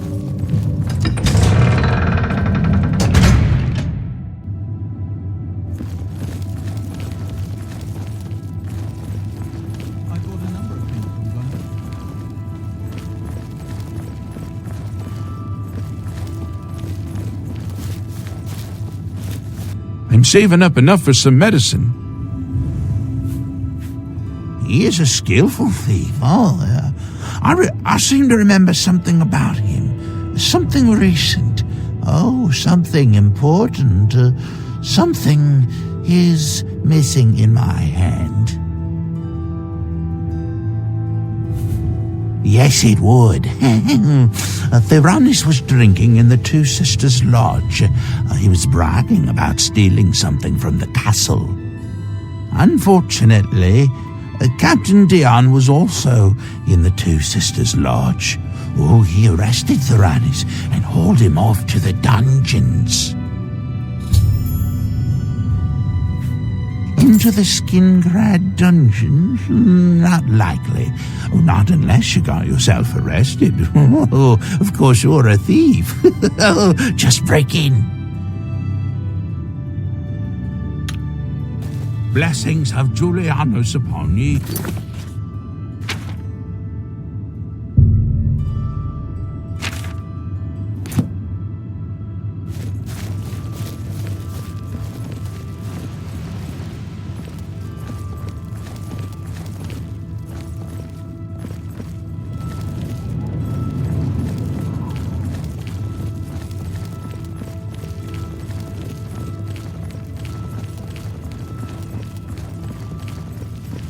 What is it now?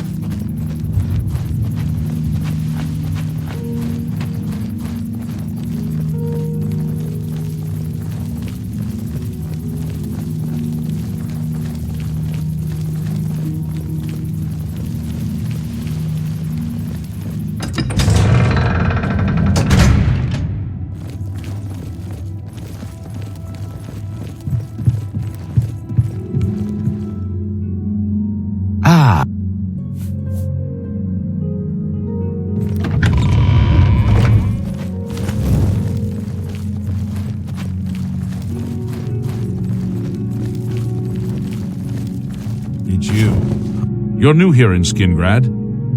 Fine. I'll make sure the captain knows we have a stranger in town. Please, keep your weapons sheathed and use your best manners. We're a bit suspicious of strangers here. Don't give us anything to be suspicious about, will you please? No visitors. Count's orders. No, but it will earn you 2 years in Skingrad's dungeon. Now get lost before I decide to report you. Stop talking.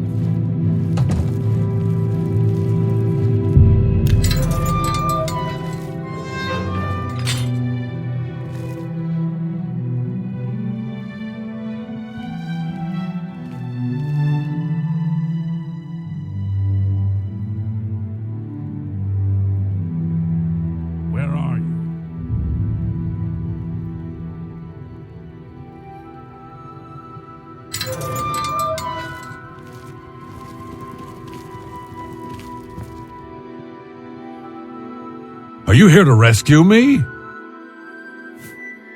Just unlock the door. A couple of hours after you're gone, it'll be quiet again, and I can sneak out. You mean the thief? He was in the big cell with that Argonian. They were always whispering to each other. The Pale Lady took him days ago. Every few days, she comes for one of us. Some return, some don't.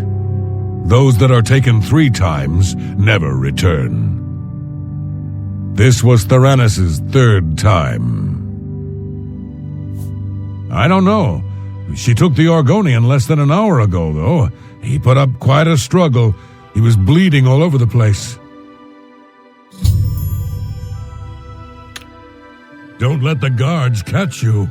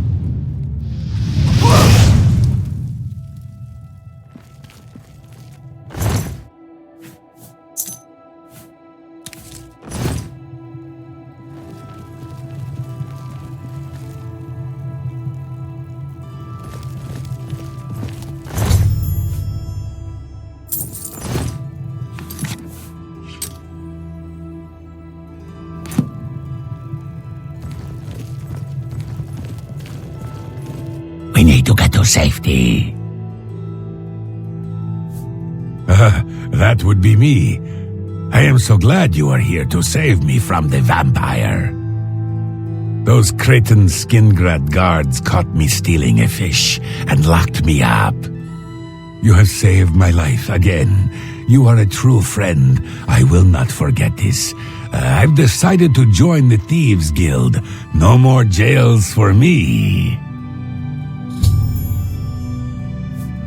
Theranis, how do you know about him? He was my cellmate, at least until the Pale Lady took him away. No, but he did give me a message about a treasure to deliver to the Thieves Guild if I was ever to get out. After the first time Theranis was taken by the Pale Lady, he knew he was going to die. Get me out of the castle, and I'll give you his message. If that's Theranis' treasure, I know where it is. But I'm not telling you anything until we're out of here. Get me out of the castle. As soon as we are out of sight of the castle's main gate, I'll tell you. Filthy vampire. She took my cellmate Theranis a few days ago. If it hadn't been for you, I would have been next. Let's go.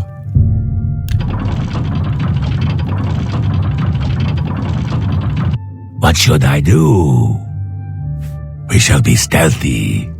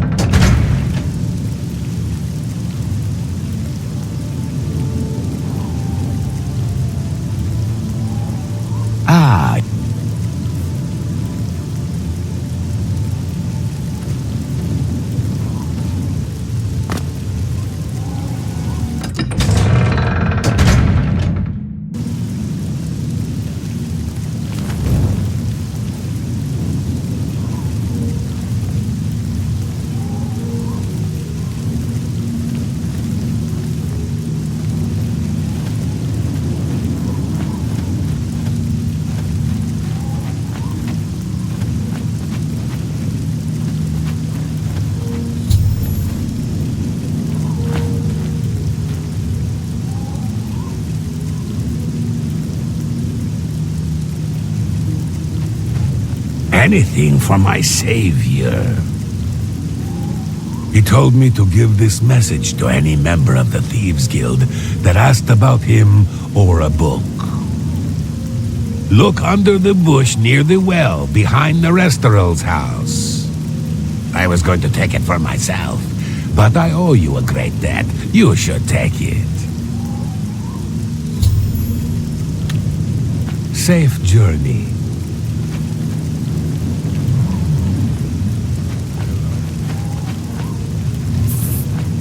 Over here! We can't talk here. Too public. Meet me behind the great chapel at midnight. Don't let anyone follow you. I'll make it worth your while.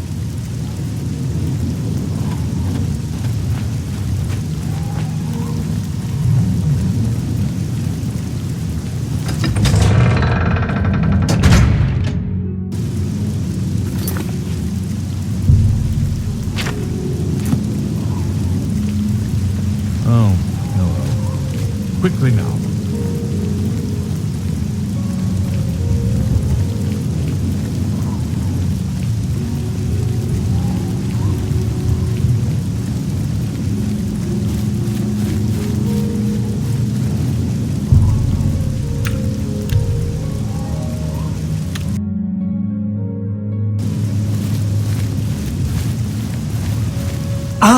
came.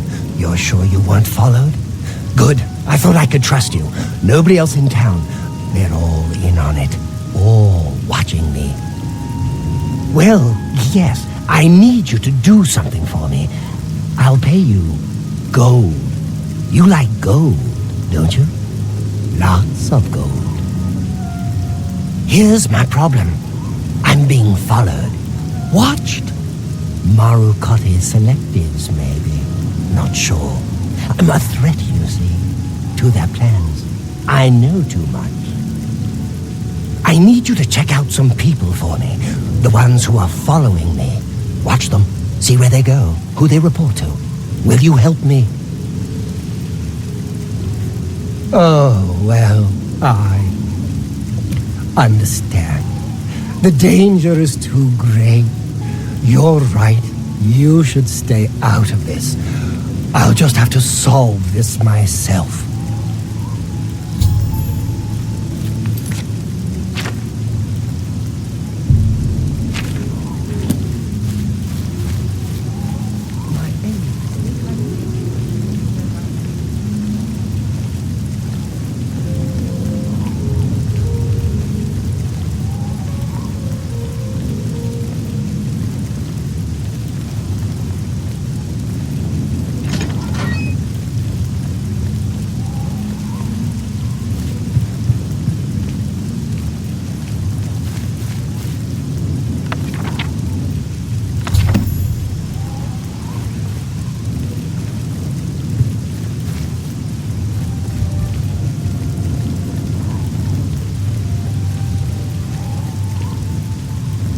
Good evening.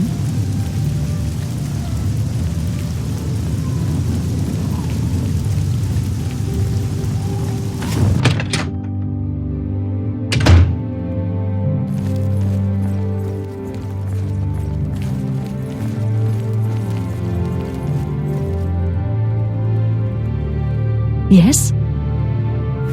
I have a lovely room on the corner if you're interested. It's 20 gold for a night. Excellent. I'm sure you'll be quite satisfied.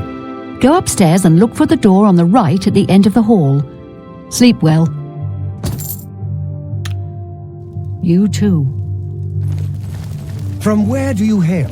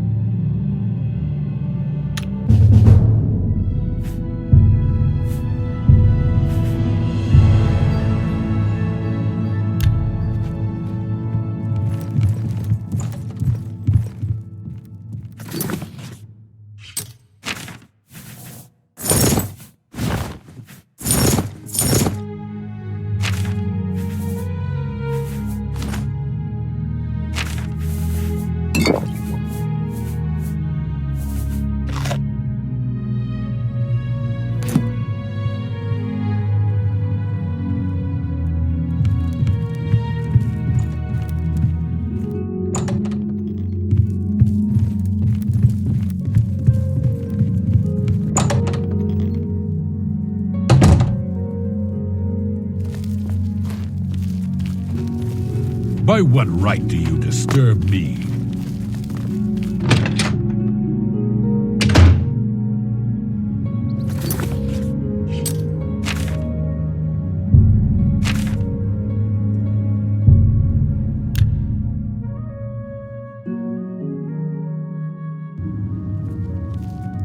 A coin for an old beggar?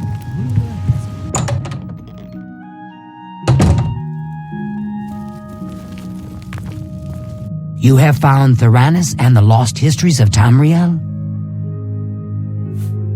Theranis is dead? I grieve for him, but at least you have the book. The Grey Fox has sought this book for many years. You have earned the reward. Here is your payment. Hieronymus Lex must be eliminated once and for all. The Grey Fox has asked that you do this personally. It is a most delicate matter. Countess Umbranox of Anvil is hunting for a new captain of her guard. The Legion commander of the Imperial Watch sent her a list of candidates. The Grey Fox wants this list replaced with one that highly recommends Hieronymus Lex. From Anvil, he can do little harm to the guild. The letter is currently in Steward Darahill's desk. She has lied to Lady Umbranox, telling her that the letter has yet to arrive. We are thieves, not murderers. That is the province of the Dark Brotherhood. For reasons unknown to this one, the Grey Fox has extended his protection to the Umbranox family, and Lady Umbranox in particular. While Lex is a problem for the guild, his unwavering loyalty and resolve make him the perfect protector for Lady Umbranox. You will have to track down one on your own. I don't know of any in Breville. With the forged letter in hand, sneak into the Legion commander's office in the Imperial City prison and seal it with his seal. Darahill cannot be trusted. You must deliver the letter to Lady Umbranox in person. Will you accept this commission? That is good. Remember, this is a mission of stealth, not blood. Your payment will be higher than normal to cover the expense of the forgery.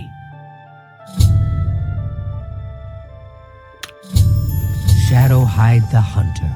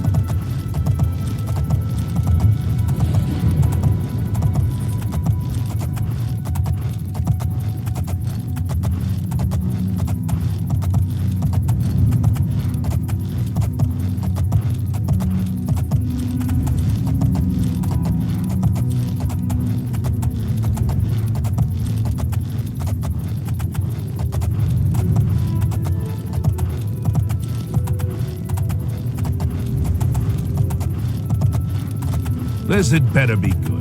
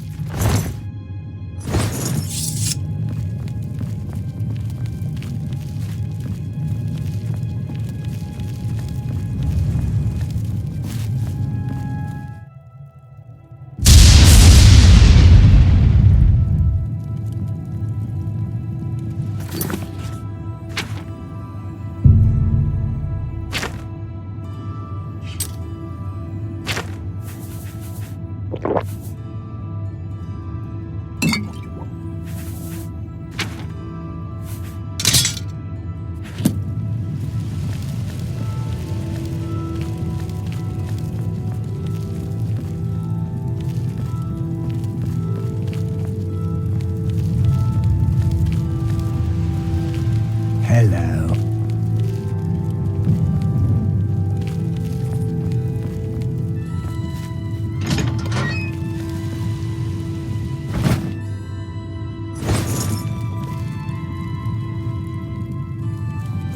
There, that's it. What does the note say? Let me read it. Anxiously, Ruin snatches the letter away from you. He is silent for but a moment as he studies its contents before his expression turns to one of absolute terror. Oh no. It was a trap all along. Let's get out of here quick. They are coming for us.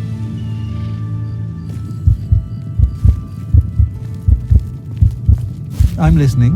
Please, go ahead.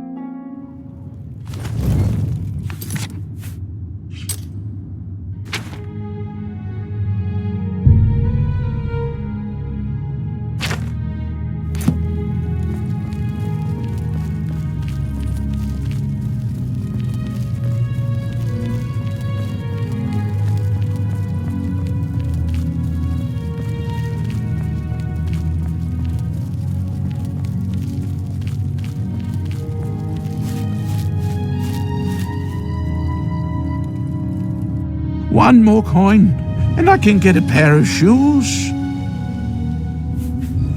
To be honest, I couldn't give you directions to any special room in the castle. Anyone in the castle can tell you, though. However, I'll tell you for free that there are many secrets in that castle. There are secret ways and secret people. Find the blacksmith. Thank you, kind sir. Blessings of Julianus upon ye.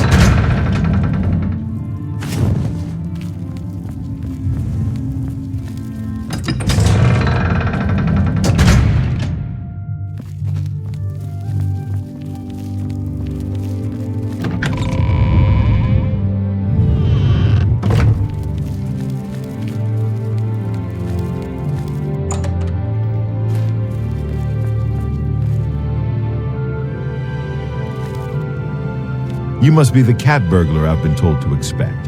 Follow me.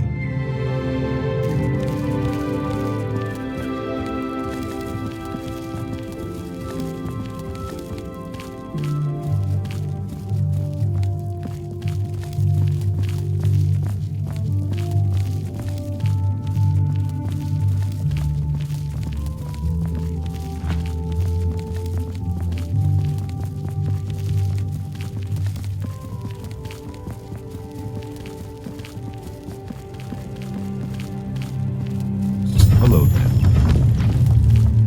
What can I do for you? Looking for the steward, are you? Her office is in the private chambers, but she's not there much. You can find her in the audience chamber in the mornings. She dines with the Countess from evening's 8th bell until midnight. There are guards at the top of the stairs. Be as quiet as you can.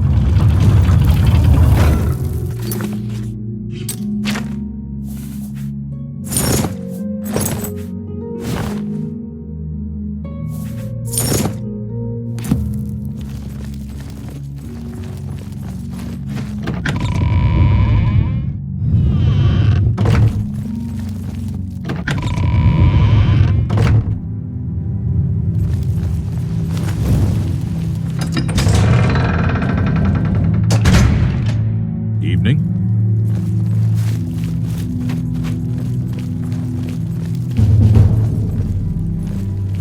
It's you. Hi.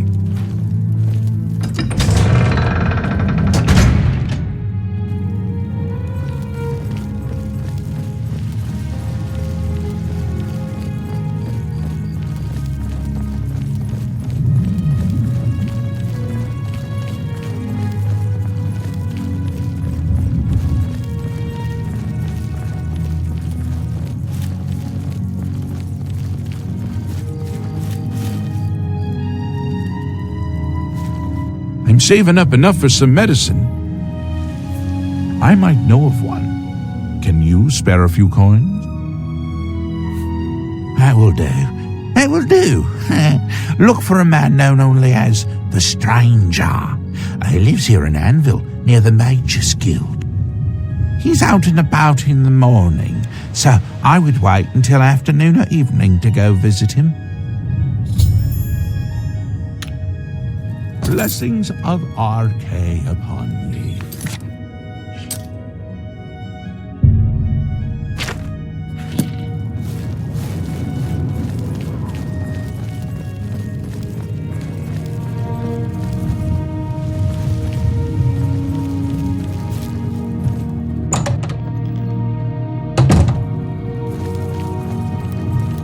What do you want? Do I know you? I am the Stranger. That is all you need to know. That, and I am no one to be trifled with. Everyone wants to know about the Grey Fox. Grey Fox this, Grey Fox that. He's just a man, not a Daedric lord. I've heard it all. They say he's immortal because he's led the Thieves Guild for over 300 years. No one ever sees his face, because he always wears that gray cowl. Oh, and speaking of the gray cowl, did you know he stole it from Nocturnal herself? You'd think he was Saint Nerevar, the way they talk about him. I don't have time to gossip about the guild right now. Yes, it can be done. I can change it to give Lex the highest recommendation. I'll need a full day to properly forge this letter. Return then. And of course, I will expect payment in full at that time. Why are you bothering me? It isn't done yet. Now get out of here and let me finish.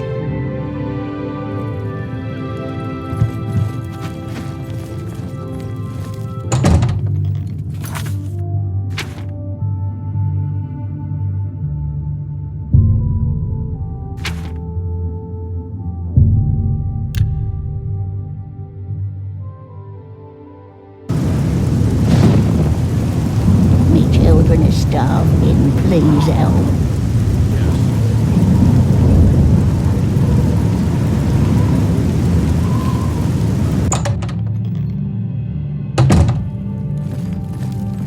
You're in Rindir's Staffs, and I'm Rindir. I sell magical staffs. Imagine that. Phalian, you say? Why, yes, I know who he is. Rather distasteful fellow, actually. I believe he lives at the Tiber Septim Hotel. That's in the Talos Plaza district, here in the Imperial City. I'd ask around there if I were you. Farewell.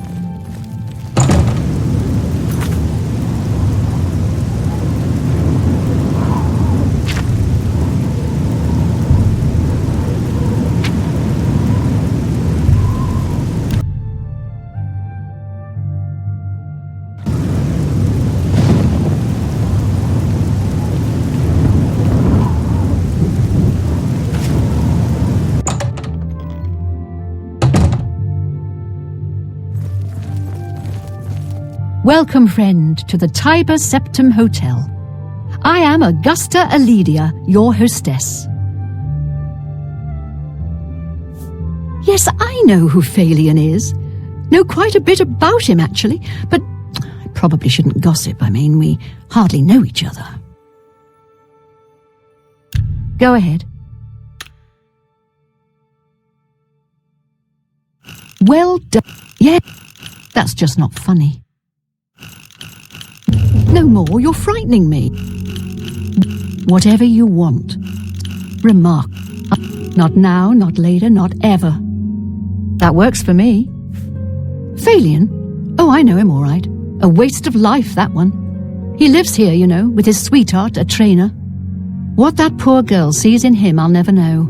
A trainer pays for their room, their food, everything. She's quite wealthy, I believe. Phalion used to have money. Used to be quite a gentleman, too. But that was before he took a fancy to the, you know, the skooma. Now Phalion's hardly ever here.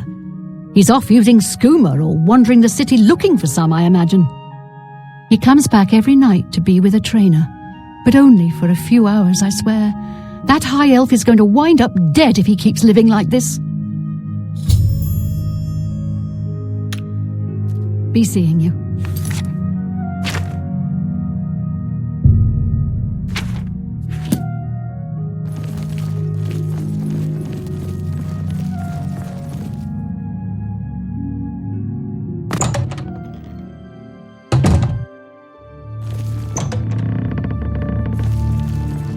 Yes, good sir? How may I help you? Phalion? He's my sweet, my true love. But I don't know why I'm telling this to you. I mean, we hardly know each other and all. Make it quick. Don't. Well done. What a great... That's just not funny. Whatever you want. Whatever... Well done.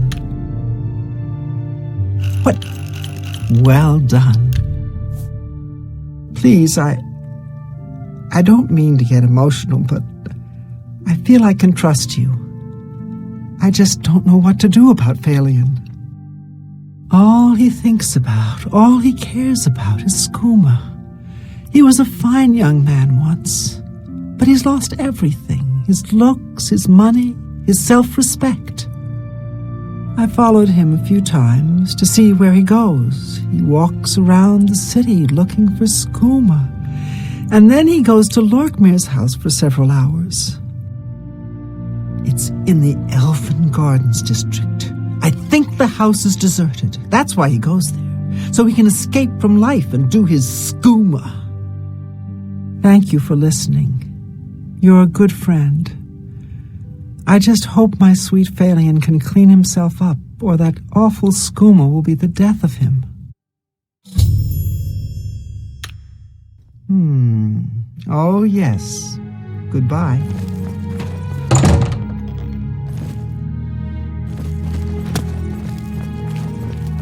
Hi.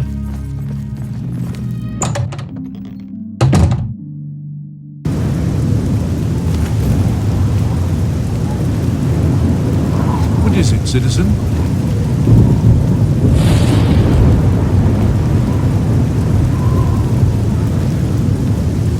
You have my ear, sir.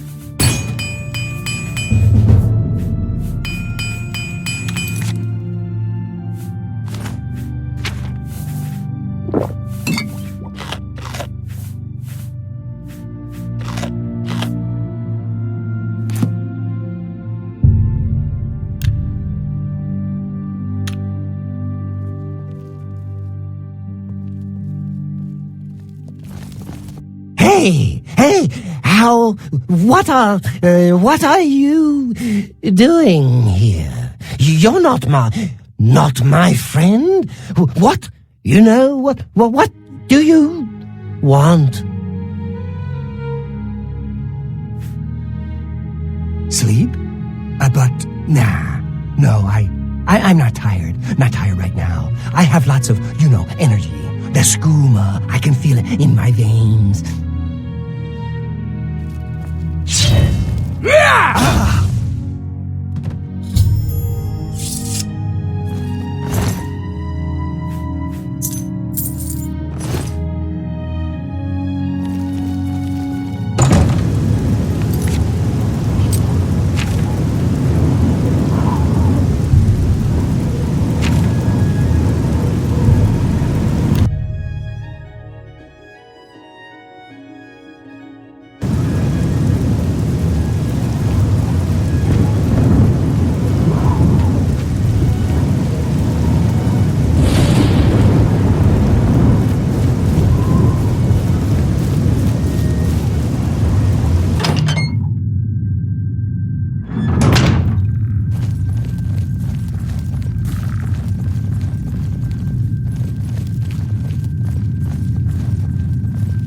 The high elf Thalion now swims in the maelstrom of darkness at the feet of our dread father, Sithis, and there were no witnesses to your handiwork. Because of the discretion you exercised, Captain Philida will not suspect the Dark Brotherhood was involved and will not meddle in our affairs. Here is your reward and bonus. Both have been well earned. Go now and rest, and may the Night Mother guard your dreams. I have another contract when you're ready, one that will rely on your ability to remain fully undetected. Scartail now lies with the worms of Bogwater, thanks to you. I am forever indebted to you, brother. Far to the west, there lives a fierce warlord and his company of loyal mercenaries. Your target is the warlord. Do you accept this contract? Excellent. Now listen closely. Nestled in the mountains to the west lies Fort Such. It is the home of the warlord Roderick and his mercenaries. Roderick has recently taken ill. He now lies in eternal slumber, kept alive only by the daily administration of a powerful medicine. You must infiltrate Fort Such, find Roderick's medicine, and replace it with a poisoned bottle I will provide, but you must remain undetected. Whomever arranged this contract wants it to look like Roderick died from his illness, so discretion is essential. Attack no one. Be seen by no one. If you are detected, the poisoning will fail, and Roderick must be killed in some other manner. That will, of course, forfeit your bonus.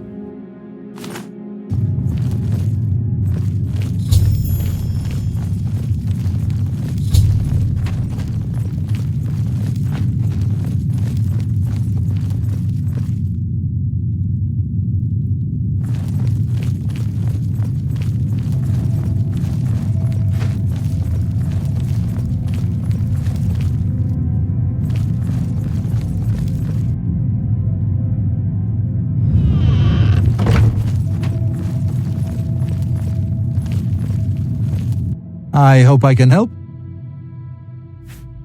These mercenary groups tend to be fanatically loyal to whomever leader they follow. Roderick's people will likely fight to the death. Be cautious. Spill some blood for me, dear brother. It's good to see you again. I hope your contracts have been giving you much pleasure.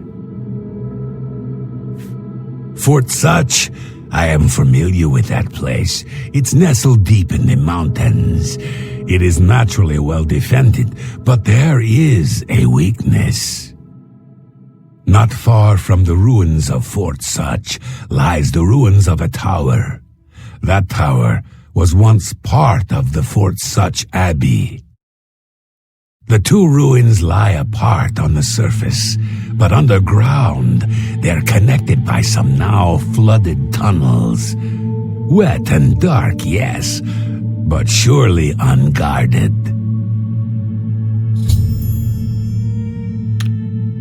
May you walk always in the shadow of cities, dear brother.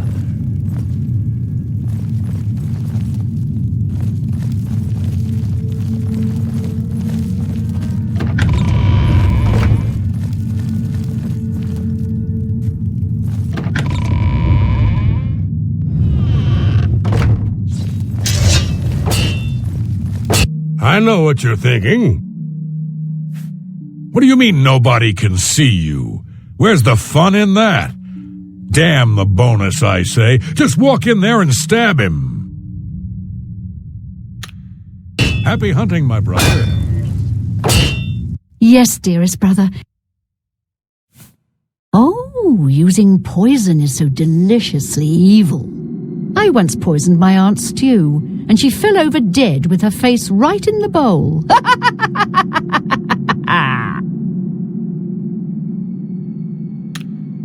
Good luck, brother. I hope you don't get killed.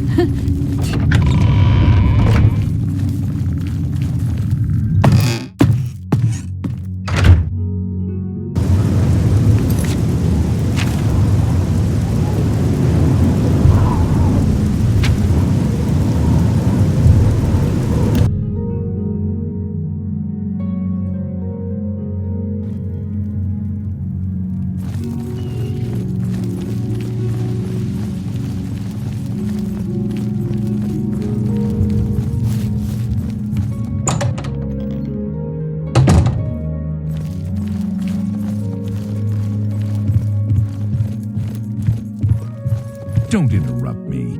You're bothering me. Do you have my fee? Here is the new list of candidates. Hieronymus Lex has a glowing recommendation.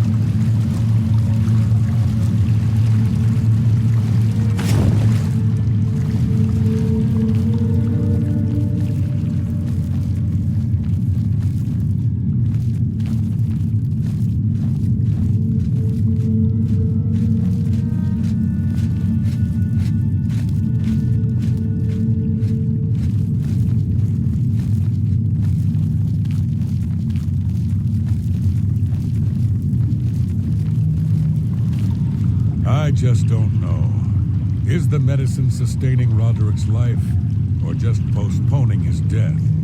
How can he survive for so long with a fever so high?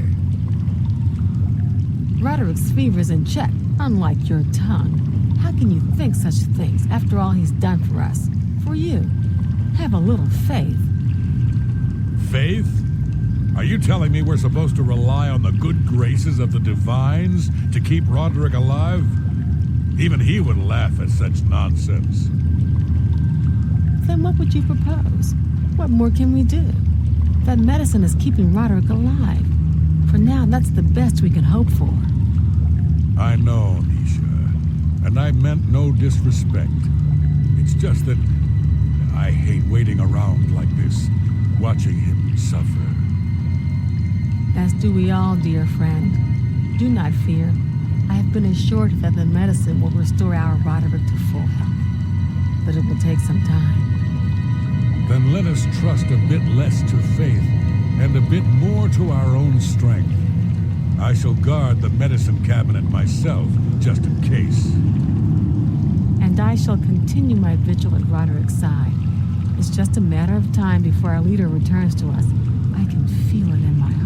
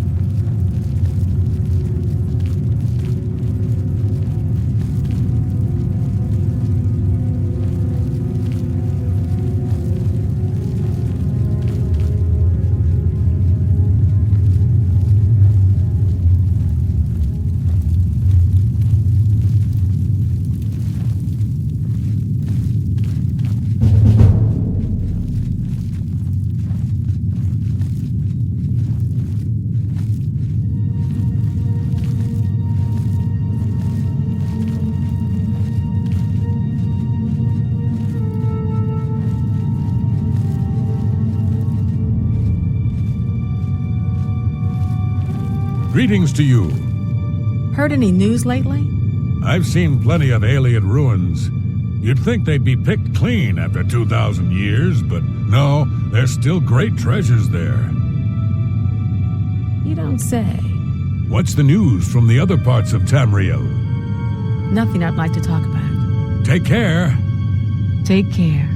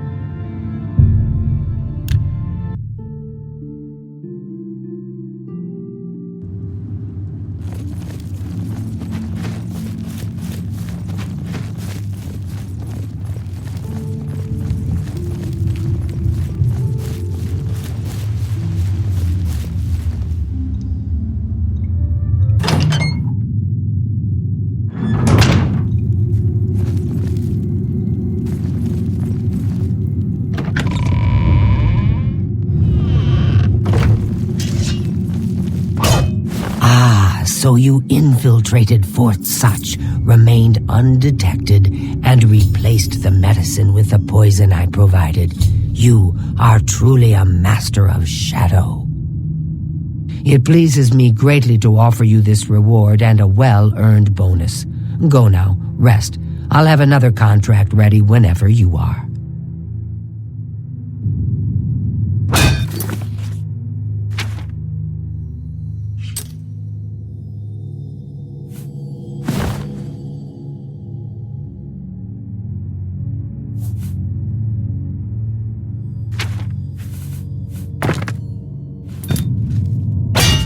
So, are you ready to mingle with the doomed house guests? The contract is waiting. Do you like parties? Because you've been invited to one. Of course, you'll be killing all the other guests. Are you ready to attend? Splendid. You need to go to the city of Skingrad, to the large house known as Summit Mist Manor. There, you will meet up with 5 very unlucky guests. In order to receive your bonus, you must kill each guest secretly, one by one. If anyone sees you committing murder, the bonus is forfeit. The guests believe there is a chest of gold hidden in the house and have agreed to be locked inside until one of them finds it. In fact, the guests believe the key to the manor is inside the chest, and only by satisfying their greed will they be allowed to leave. Poor fools. There is, of course, no chest of gold. The guests will find no key. After you arrive, the doors will be locked behind you, as everyone expects. When all the guests lie dead, you will be free to leave. Now go. See the doorman at Summit Mist Manor. He will explain the rest. Have fun. Each guest at some point in the past wronged their mysterious host. Now he's hired us to exact his revenge. Go now, dear family member, and may the Night Mother wrap you in her cold, loving embrace. I know what you're thinking. If you really plan on killing the guests one by one, make sure that when you strike hard. Don't want anyone running for help, do you? Happy hunting, my brother.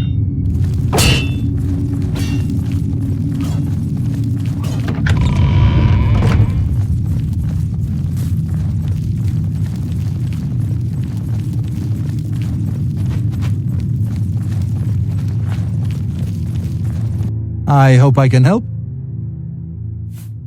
The key to successfully completing this contract is effectively blending in with the other guests.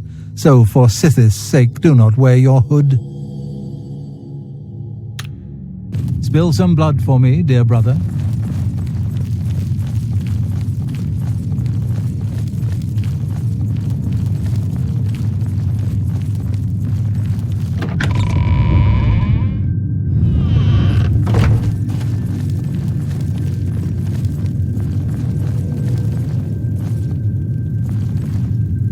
Yes, dearest brother.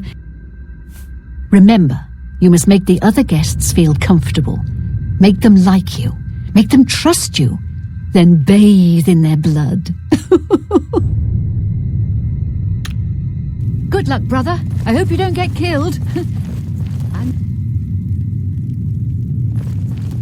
It's good to see you again.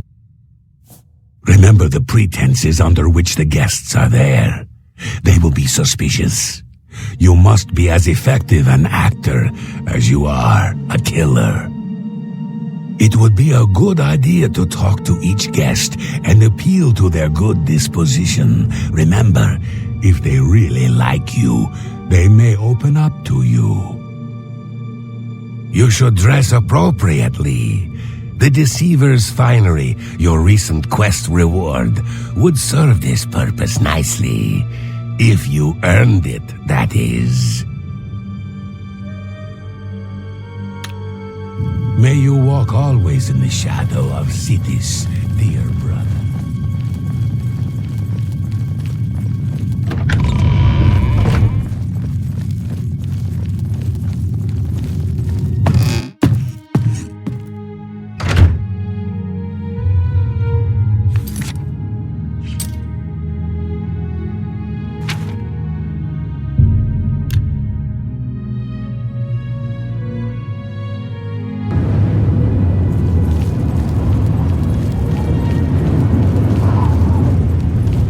So the last guest finally arrives. I'll tell you what I told all the others. You go in, I lock the door. You don't come out until it's over. Now I'll tell you what I didn't tell everyone else. We have the same mother, you and I. And she wants you to have this. It's the key to the house. I guess someone else has already told you the other details. Kill all the guests, then leave, right? Well, you better get in there. Time to mingle.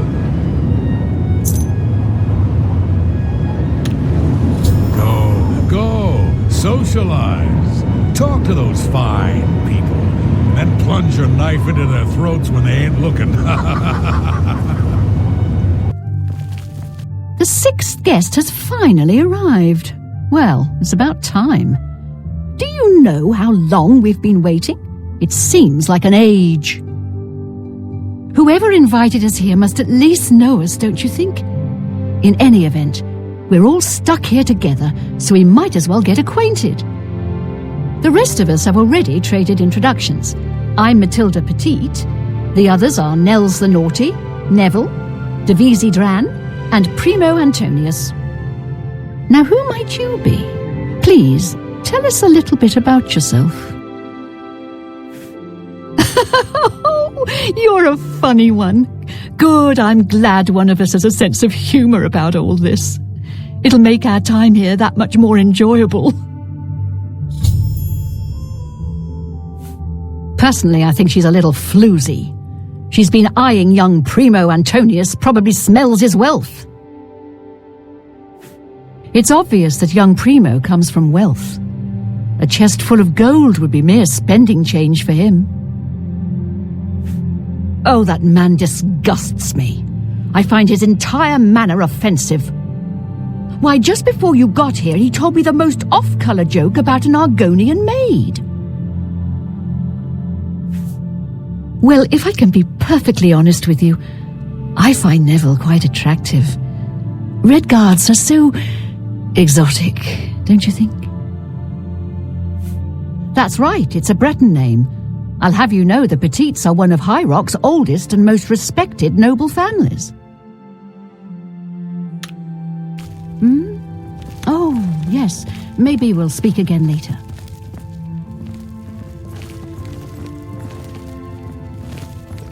Hello, dear. Listen, I've been thinking. Why don't we form a kind of alliance? If either one of us finds the chest of gold, we split it, 50-50. With the two of us working together, we're sure to find the chest before anyone else. What do you say? Do you want to team up?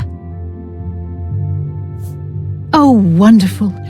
This is going to be such fun. So, any ideas where we should begin searching first? Oh, good idea. Maybe the chest is hidden under the floorboards. All right, I'll head down there and start looking. All right then, I guess I'd better start looking. That gold's not going to find itself.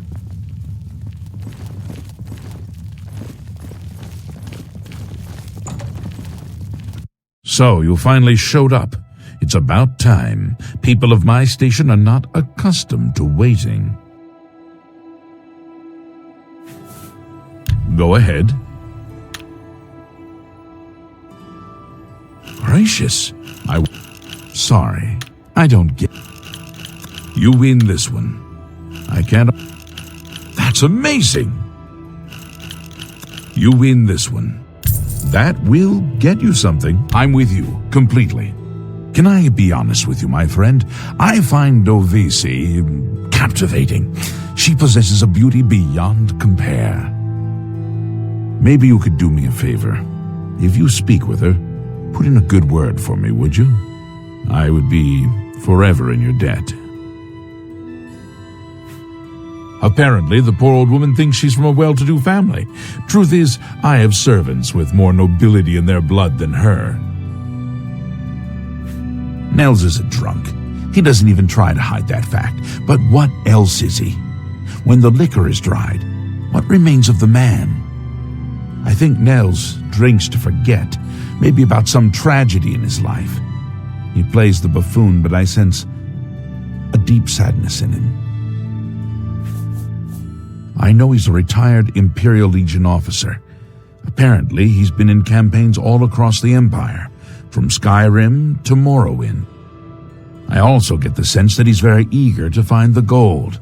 I can't imagine his life of servitude to the Empire left him with much to retire on. It's a regal name from a rather regal family. Indeed, my father owns more property than the East Empire Company. All right then. I guess I'd better start looking. That gold's not going to find itself. Hello, I'm Dovesi. I'm very pleased to meet you.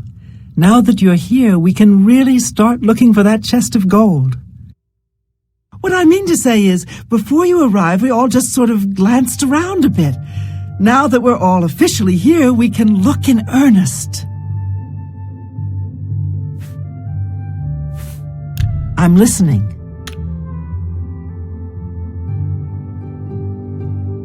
Yes, not... Don't waste your Good. Whatever you want. Yeah, not... Don't waste your No. Yeah, right. All right. I get it. Not much to tell about me, really. I'm from Morrowind originally, but my family moved to Valenwood a few years ago. Honestly, I don't think she likes me. It's because I'm a Dunmer. I heard her say something to Neville, and it wasn't very nice. Every now and then he looks over at me and smiles. I think he's sweet on me. If Nels finds the gold, maybe he'll want some company. I know he's a retired soldier, but not just a soldier. He was an officer in the Imperial Legion. I hate the Legion and everything it stands for. When those soldiers came to Morrowind, they persecuted my people and stole our lands. Neville may not be in the Legion anymore, but who knows what atrocities he committed. It's pretty obvious that Primo comes from a wealthy family. He would never be interested in a girl like me, I'm afraid. He did? Oh my goodness, what should I do? Should I talk to him? Or maybe play hard to get? Or should I, or would that be too forward? Oh, you think so?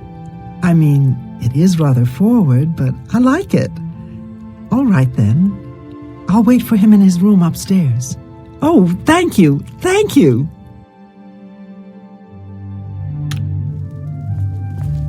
I can't quite decide where I should look. I don't want to break anything, but the chest of gold could be hidden anywhere. Well, hello there. Nels is my name.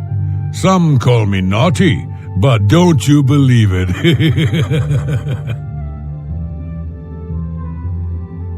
Yes?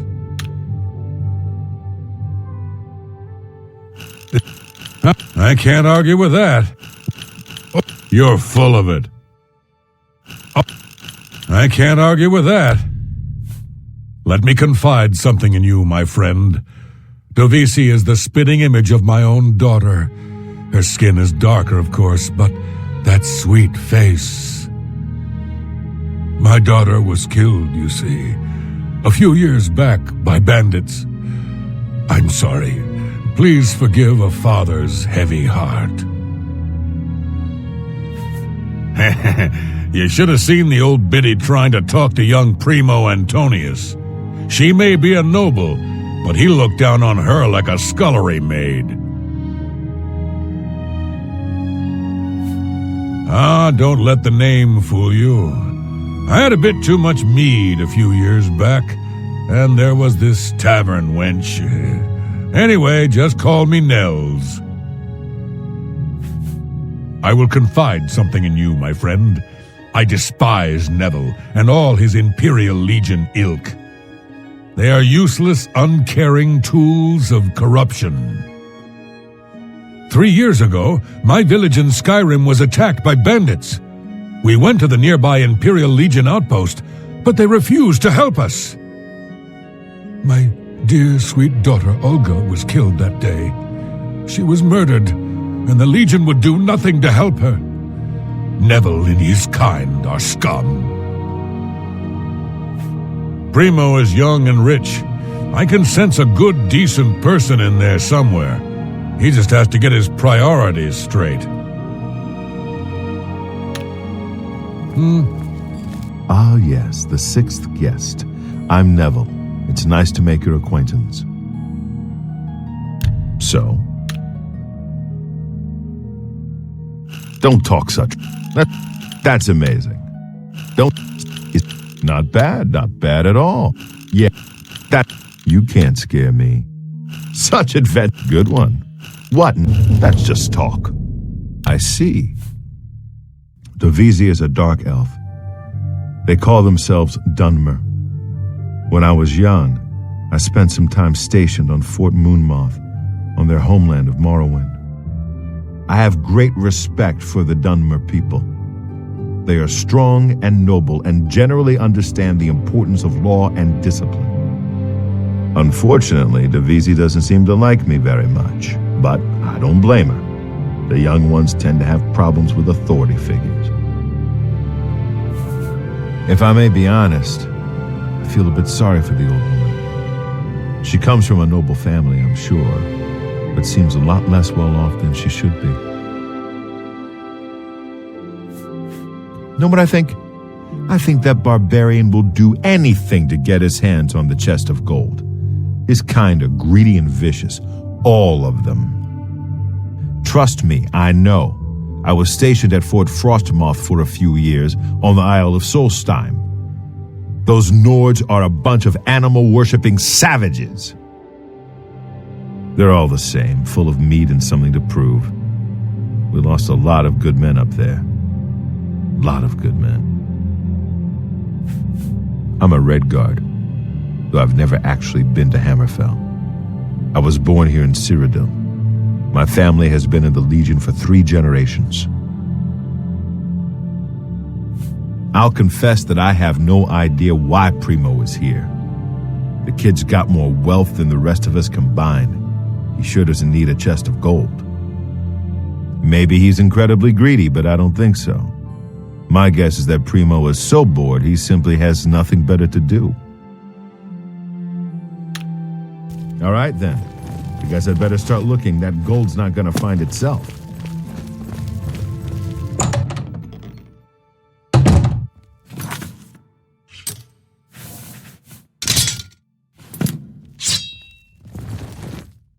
I can't quite decide where I should go.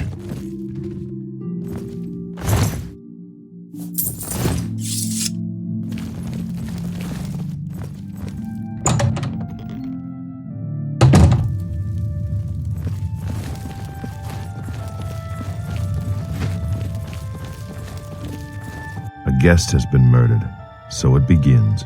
You mark my words, this entire party is a trap. Someone wants us all dead, and now they have their chance. Right now, my main concern is figuring out who the killer is. She may be young, but Divisi is a suspect just like everyone else. I've seen enough in my time to know that anyone is capable of murder if they have the right motivation. Matilda's murder saddens me, friend, but not for the reason you may think. 10 years ago, when I was in my prime, this never would have happened. But now I'm old, and my instincts have failed. I let that woman down. Nords are raised to be cold-blooded killers. Don't take your eyes off Nels if you value your life. I'll bet anything he's our murderer. To be honest, my instincts tell me the kid isn't the killer. Sure, he's a bit obnoxious, but that doesn't make him capable of murder. You'd be smart to stay with the rest of the group.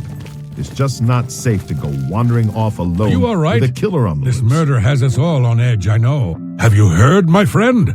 One of our fellow guests has been murdered. This bodes ill for our stay and our search for the gold. Let me tell you something.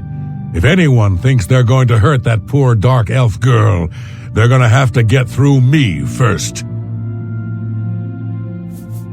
Some bloodthirsty monster killed that woman in cold blood. It's obvious to me one of the other guests killed her to eliminate the competition. Assuming that's true, who's next? You? Me? We need to keep our eyes open, friend, and we'd do well not to trust the others. I really have to wonder where Neville was when someone was getting slaughtered just a few rooms away. Maybe he was busy looking for the chest of gold, or maybe he was right next to the victim with his hand on the hilt of a dagger. Think about it. Whoever the killer is will have to be strong and quick. Now, I'm not saying Primo is our murderer, but you have to admit it's at least possible.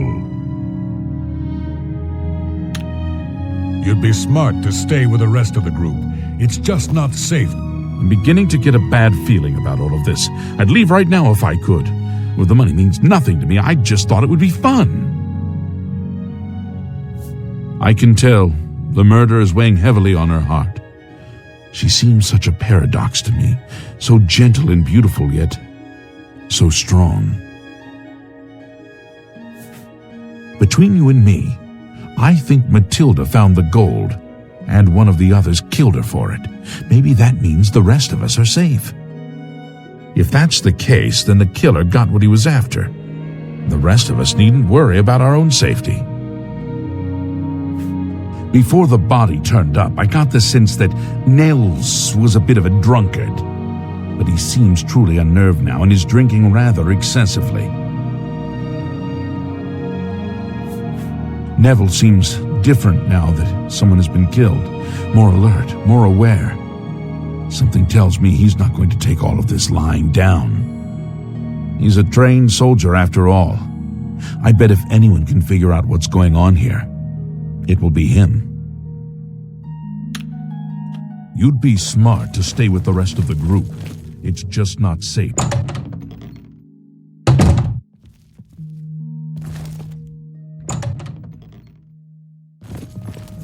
Why? Why would someone do this? The taking of a life is against every principle I hold dear. It's something I just can't understand. Oh, I certainly hope so. I still want to find the gold, of course, but is it even worth it? I just want to go home. Good, I'm glad she's dead. I can tell you that because we're friends. Matilda didn't like me just because I'm a Dunmer. She got what she deserved.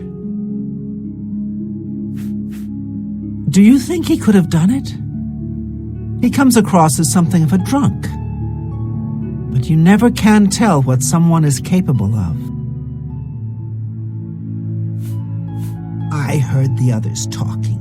Neville was a soldier for 20 years. He's used to killing, if you know what I'm saying. I rather like Primo. He's not like the other boys I've known. He has class. He could never have killed anyone. You'd be smart to stay with the rest of the group. It's just not safe to go wandering off alone with a killer on the loose.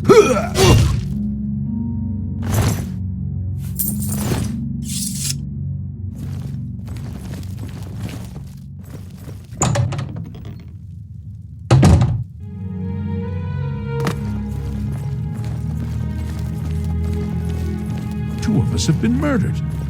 One of us is a killer, but who? Dear friend, have you heard? Two of the guests now lie dead.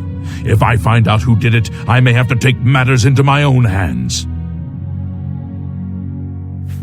Who among us is vile enough to take the life of such a beautiful, precious creature? If I find out who did this, they will pay with their life! To be honest, I'm not sure if I trust him. He's a hard drinker, but there's something more. Something in his eyes. Hard and calculating. Well, Neville is a trained soldier. He was in the Imperial Legion for 20 years or so, I've heard. He certainly knows how to kill. Still, I don't think he's the murderer, no. Quite the contrary. I think he takes the murders personally. Feels he should have protected the victims. Stay safe, if that's even possible. I haven't seen death like this in a long, long time. It's a bit more than my nerves can handle, I'm afraid. I plan to gather up every drop of drink in this house and keep it to myself. If things get any worse around here, I find comfort there, you see. No. When I looked into Divisi's face, it was like peering at my own daughter. I feel like I've lost her all over again. With two of us now dead, it seems like the others are looking for Neville for protection. The fools. He'll kill them like he did the others. That's right. I think Neville is the murderer. I can't prove it yet, but he'll slip up, just you wait. Whatever you do, don't turn your back on him. Let me ask you something, friend. Why is Primo even here? The rest of us need the money, but his family is wealthy beyond measure. Maybe he was bored, or maybe he just wanted to do some slumming. Or maybe he's a trained assassin hired to kill us all, one by one. Sound crazy? Well, these are crazy times, my friend.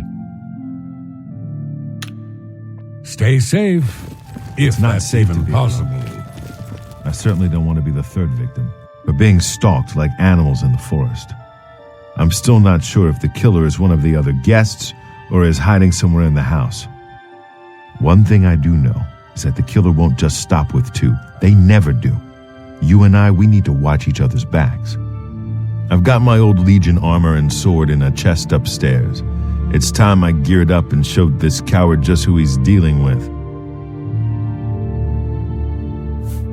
I was in the Legion for a great many years, my friend. I saw a lot of horrible things, including the murders of children. It made no sense then, it makes no sense now. But don't you worry. I vowed to bring Divisi's killer to justice.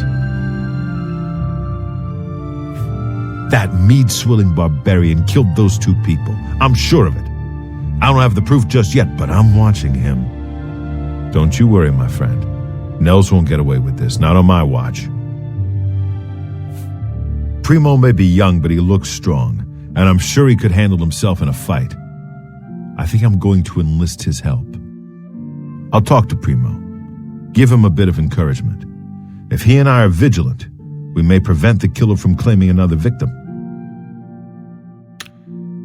Stay safe, if that's even possible.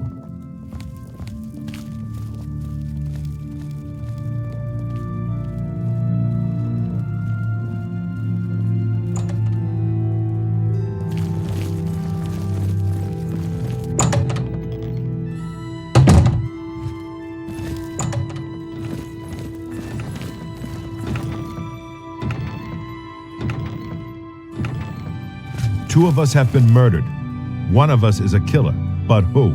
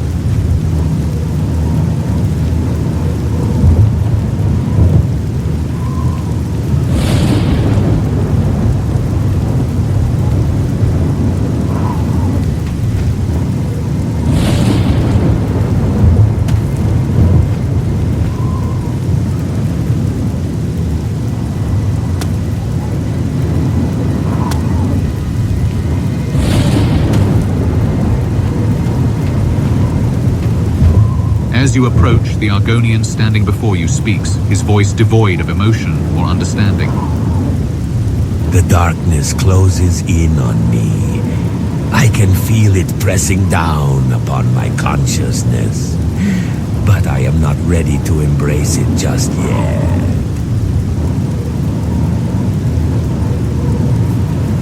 If he has heard you, he does not show it. Ruin continues to speak as if to himself, giving you the distinct impression that he is little more than an empty shell. When I was but a hatchling, and still in training to be a shadow scale, I was given the task of slaying a priest who had spoken out against Sithis. We ambushed him from the shadows and engaged him directly. We had hoped for a quiet, efficient kill. One of those in my party was killed outright from a fireball the priest cast. He died quickly, scarcely having time to scream before he was immolated. We disarmed the priest soon after, and decided to reward him with an excruciatingly slow death, in punishment for slaying my companion. We dragged him into a dense forest and slit the tendons at the back of his ankles. We then stood back and watched as he tried to escape. It was not long before the smell of his blood drew in the predators. And within moments, the priest was screaming as he was ripped limb from limb. Wolves tore apart his flesh, devouring him while he was still alive and helpless. His eyes betrayed the horror that he was experiencing.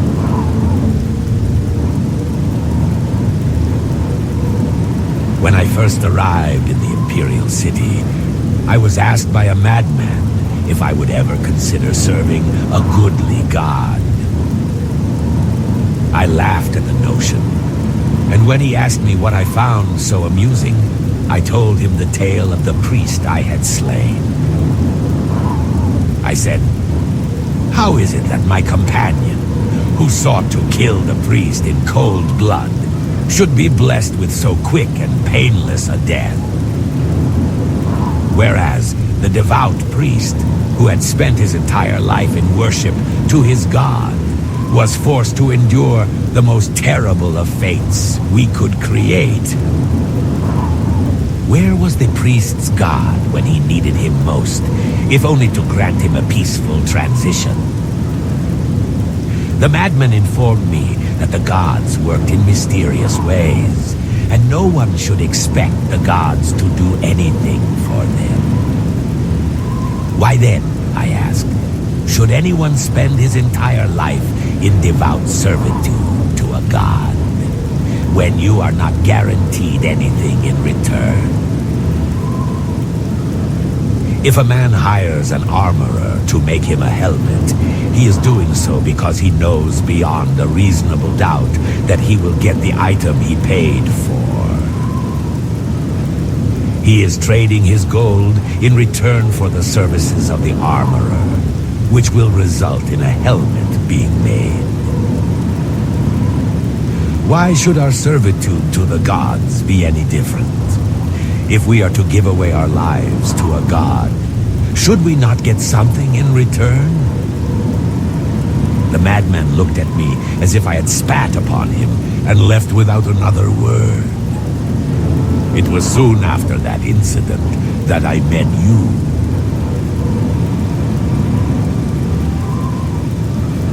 I have often believed that fate itself has played a manipulative hand in our coming together. Yet, by the madman's words, fate may very well simply be one god or another operating in a mysterious way. So, could it be that our union is blessed by the gods themselves? That they should have had a part in creating it? Remember then, the priest who was forced to endure our torture before death finally came to claim him. Surely his god influenced his life in one way or another, else he would not have become a priest. Yet, when he truly needed his god to save him, he found himself entirely on his own, left out to the wolves. If fate and the gods are one and the same, then they have influenced our meeting and companionship. Now, though, I am dead, and I find that when I truly need a god's help, I too have been left alone. Thus, either the gods are not real, or they play a decidedly malevolent game. Torturing mortals, even, as I once tortured the priest.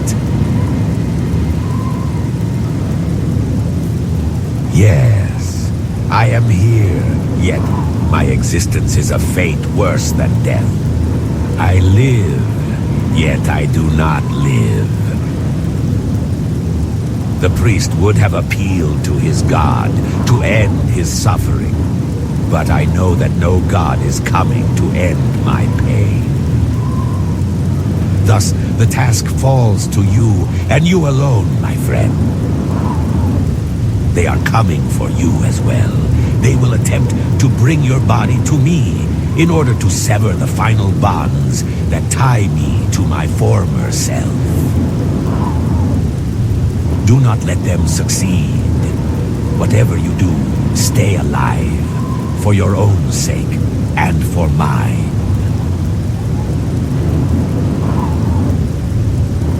A brief flicker of understanding flashes in Ruin's dead eyes, and he lowers his head in sorrow. Wherever I go, they follow me, I beg. I walk not alone, for they creep in my shade. I see them not now, for they come in the night, the creatures that grant me both terror and fright.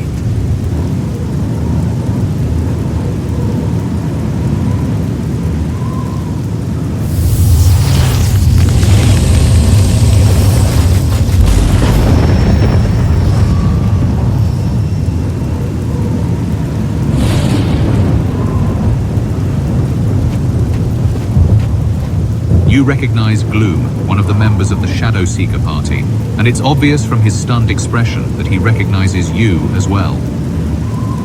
How decidedly incongruous to encounter one such as you in this place. Step aside, Asinine One. My business is with your enraptured Argonian.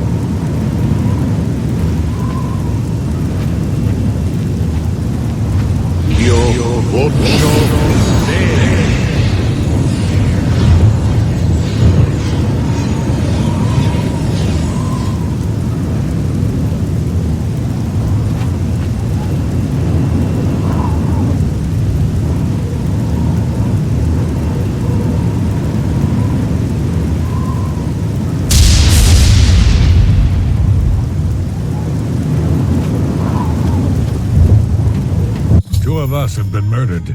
One of us is a killer. But who?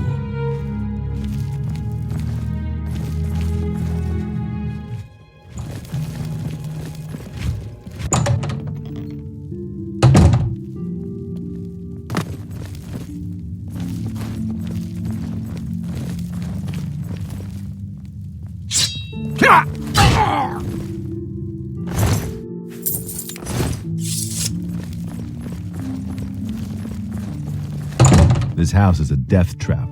We're being killed off one by one. My friend, please stay safe.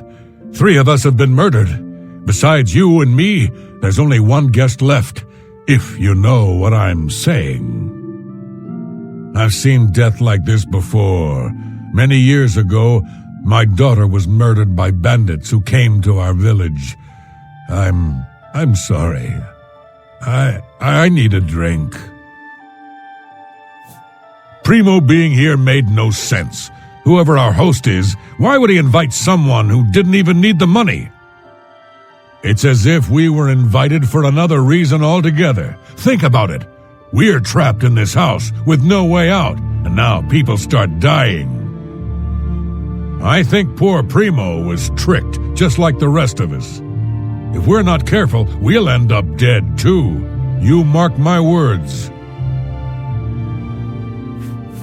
That sniveling Legion dog must die. Do you understand me? He's the murderer. He killed all those people. He must pay for what he's done.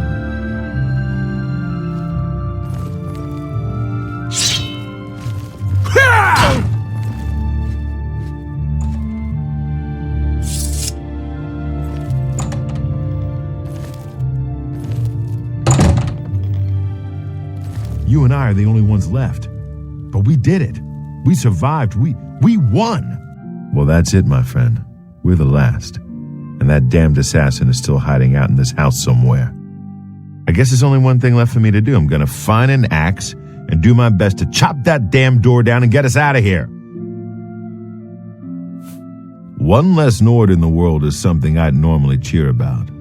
But the fact that he was murdered by a fellow guest does put a damper on things. Primo was a young man, strong and full of life. Surely he would have been able to defend himself against an attacker.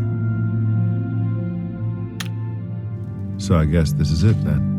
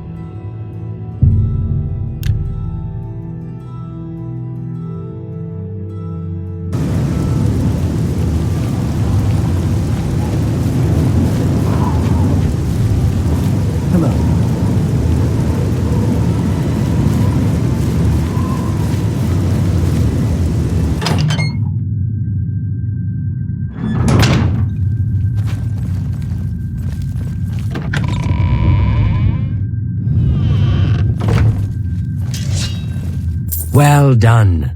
Not only did you kill the 5 guests, you acted as an agent of terror and grief. You have earned your reward and bonus, assassin. I lay upon you now the Night Mother's blessing. May she walk with you always and guide your hand as you act in accordance with the 5 tenets.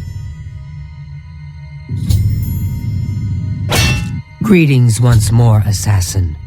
When you're ready, I have a most important contract, one that has been sanctioned by the Black Hand itself. Do you recall the name Adamus Philida, the Imperial Legion best? It's time he joined Sithis in the Void. Think you're up to the task? Adamus Philida has spent his entire career investigating the Dark Brotherhood, interrupting our contracts, killing our family members. We tried to eliminate Philida, of course, but failed on 3 separate occasions.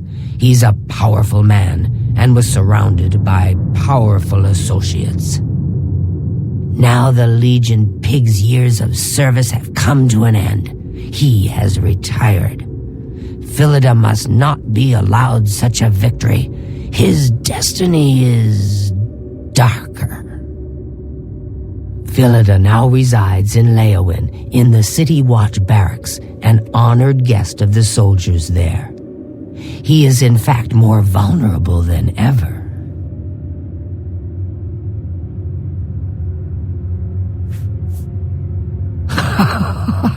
Yes, yes. The Black Hand has sanctioned the Rose of Sithis.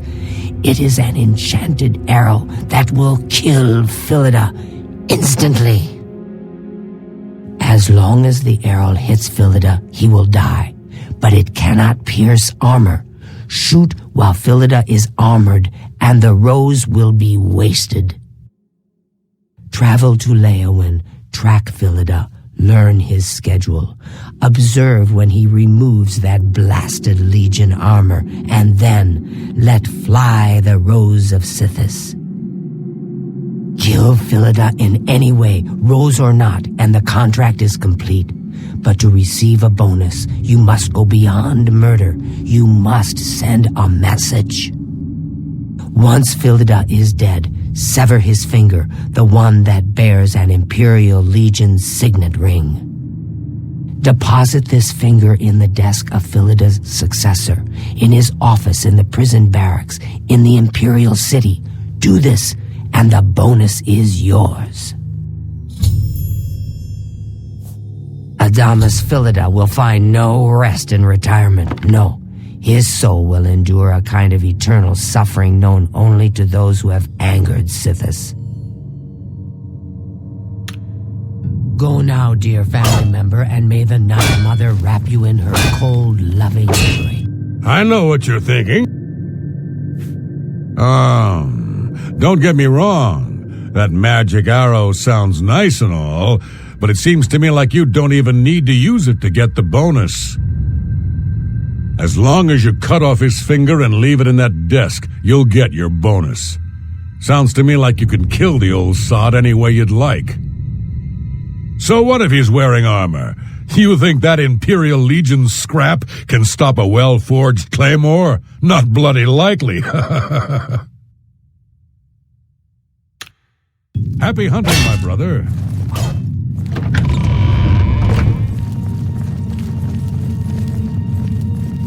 It's good to see you again. The roles will only work if Philida is unarmored. So, when would a soldier not wear his armor? I only take my armor off to sleep or swim. May you walk always in the shadow of Sithis, dear brother. Get away from me. A pleasure to speak with you.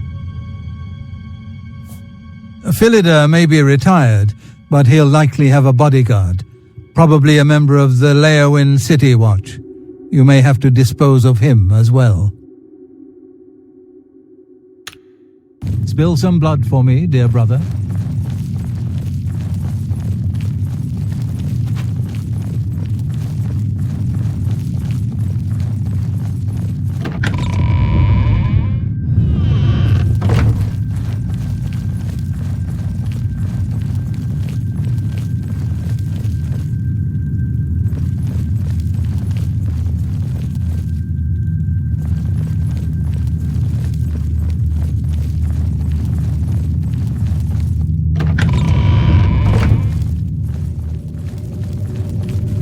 Yes, dearest brother. Is there something I can help you with? Oh, you're being sent to kill Philida.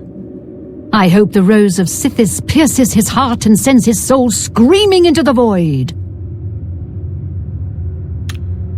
Good luck, brother. I hope you don't get killed. I mean, well, you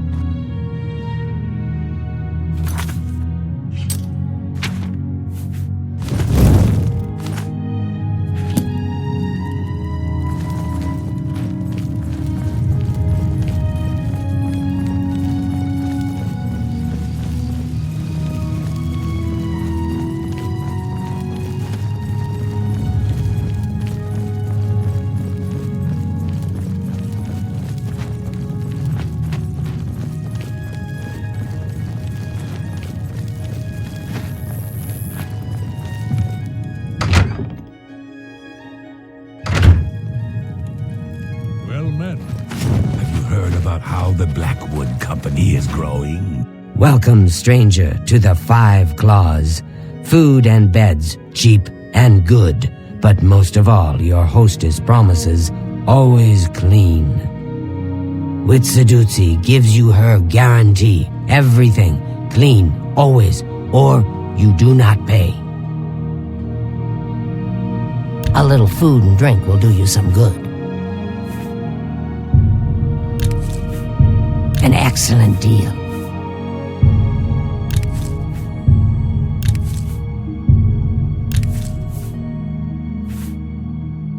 I appreciate your business. There's a bed for you if you need it. A mere 10 gold for the night.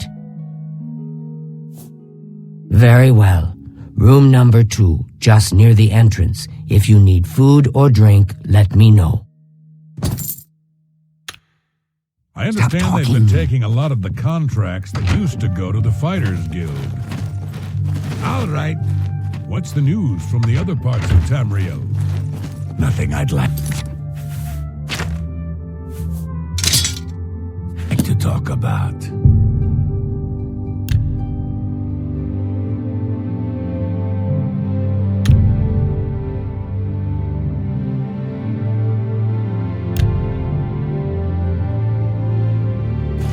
You feel a brief pain in your hand as the shadow scale walks right into you, scratching you with the tip of his dagger. You are one who would regard yourself as Ruined-Tail's friend, yes?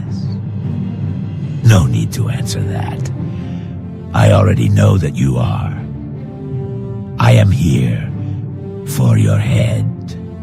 Now, if you would be so kind as to allow me to relieve you of it. As the shadow scale silencer raises his weapon to attack you, you feel your vision growing blurry. It's a good bet that he has poisoned you.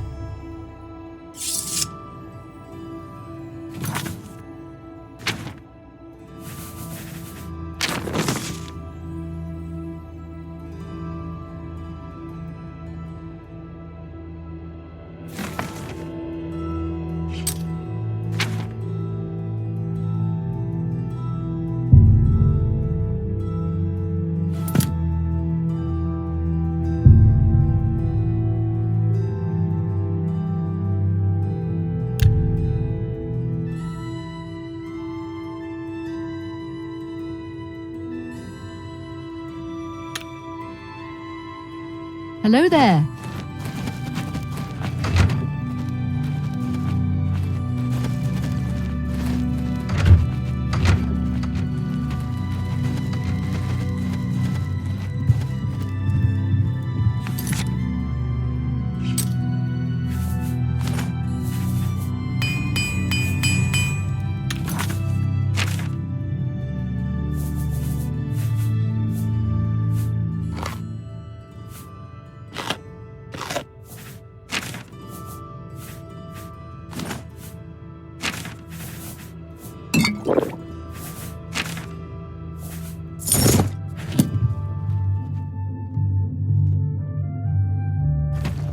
Are you looking for a fence?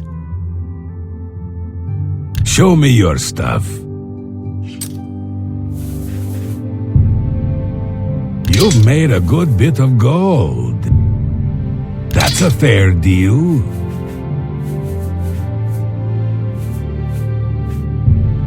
An excellent bargain. That seems a fair price. Deal. I can sell it for twice that price.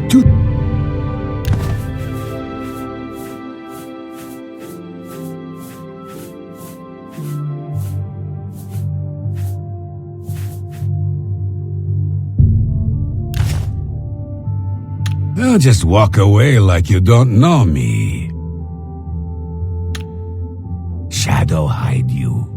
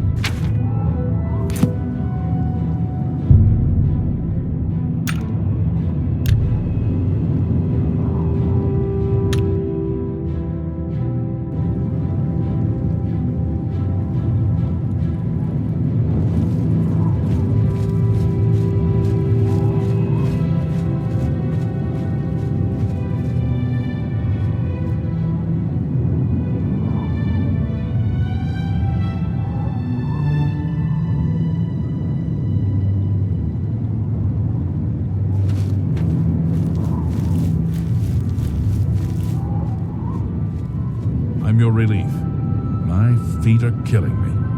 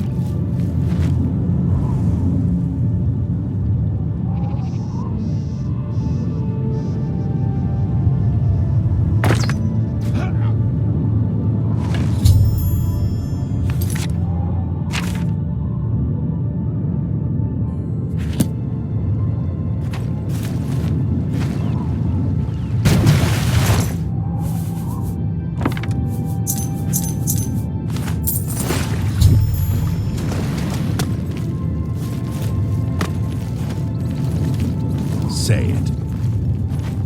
Greetings to you.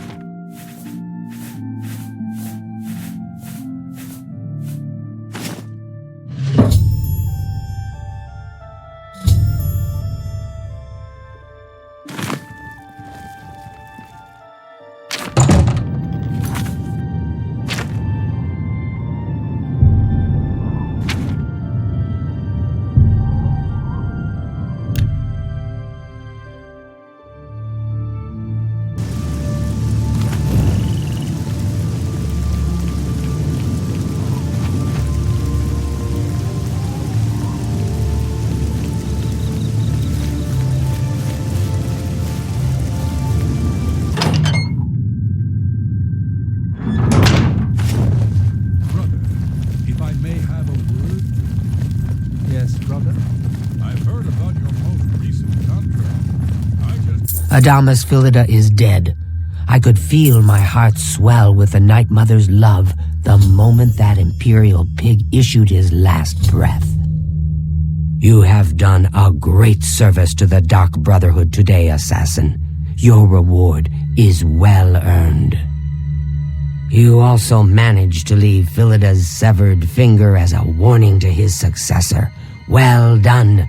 Your bonus, 500 additional gold coins, is well earned. Go now, get some rest. Sithis knows you've earned it. When you're ready for another contract, you need only ask. Ah, Assassin, I must speak with you. It is quite urgent. A sealed letter just arrived from a Dark Brotherhood courier.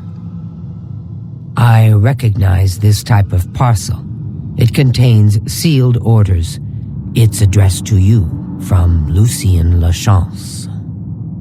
You must open these sealed orders immediately and follow their instructions to the letter. It would seem the Black Hand itself has a task for you.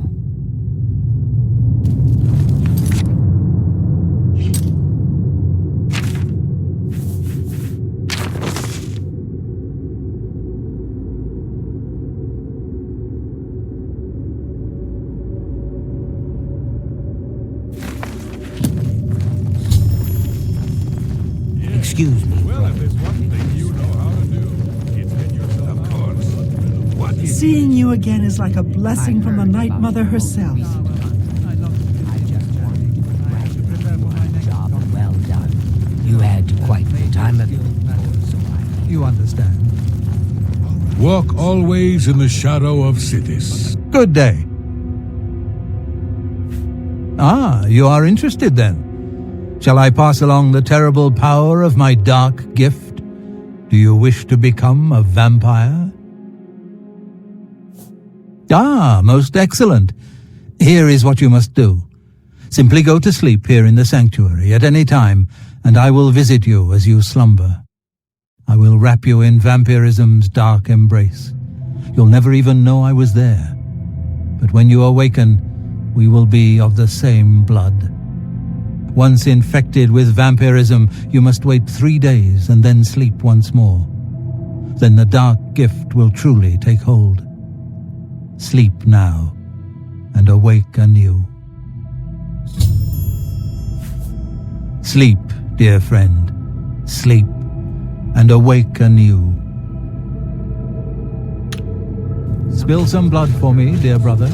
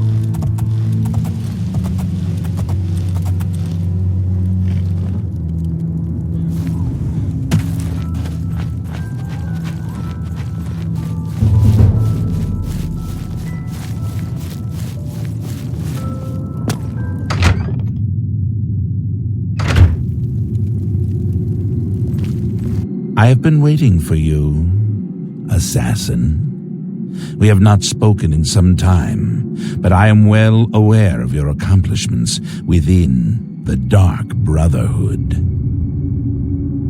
That is why I have sent for you. I'm afraid there is a situation. The time has come to test both your skill and your loyalty to Sithis. The Black Hand has learned that the Dark Brotherhood has been infiltrated. By whom and for what purpose we do not yet know. What we do know is that there is some link between the traitor and the Cheydinhal Sanctuary. The traitor has tainted that place beyond repair. It was learned that the traitor has been active for quite some time, since before you joined the Brotherhood. That absolves you of any suspicion. Listen well, child of Sithis. You have been chosen to perform the ancient rite known as purification. Everyone inside the sanctuary must die. You must break one of the tenets you have sworn to uphold. I know, this is an unexpected turn of events, but drastic measures must be taken. Ochiva, Vicente Valtieri, Antoinetta Marie, Gogron Grobolmag, Talendril, Mirage Dar, and Tainava. All these family members must die. From this point forward, you are no longer bound by the 5 tenets. Sithis will forgive any murder, any theft, so long as you serve the Black Hand. When the rite of purification has been completed, return to me here at Fort Farragut, and we will discuss your future. Now, take these special gifts. They will help you greatly. One is a poisoned apple, the other a unique scroll of summoning.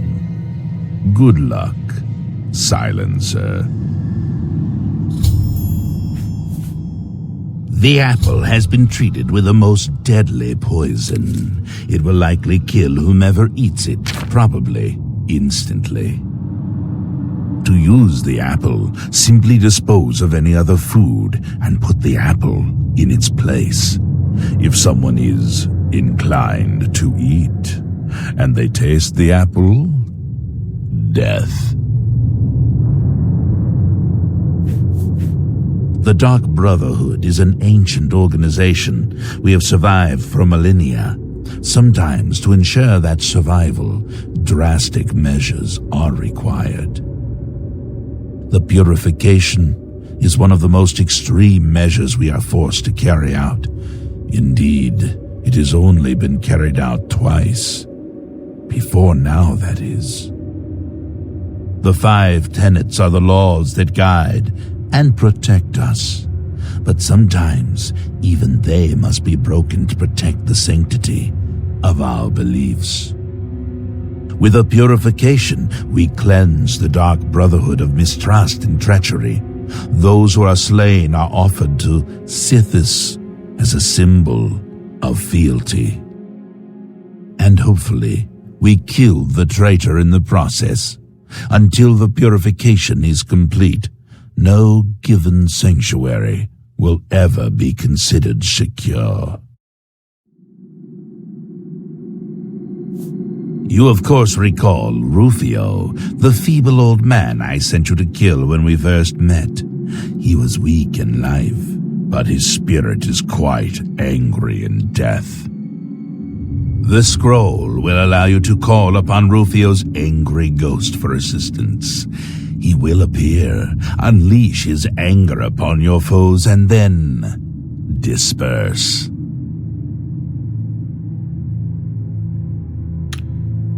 Make haste. The sanctuary must be purified if this treachery is to be undone.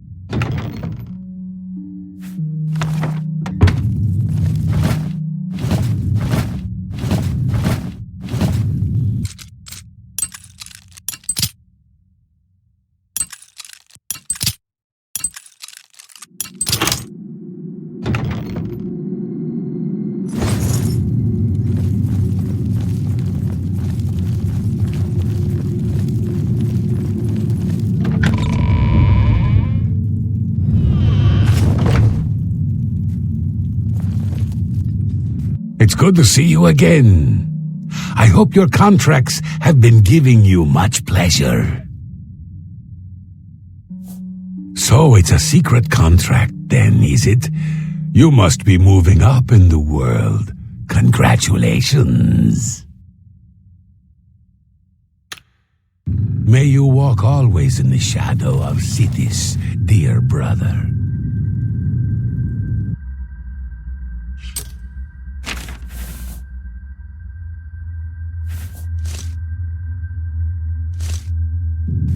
Brother, if I may have a word. Of course.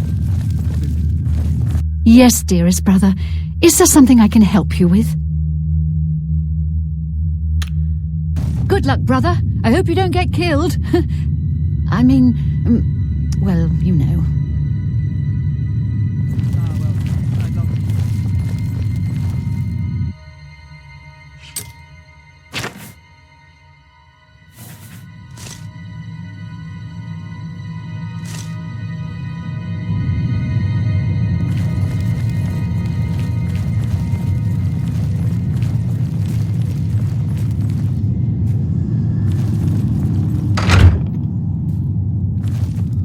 Pleasure to speak with you.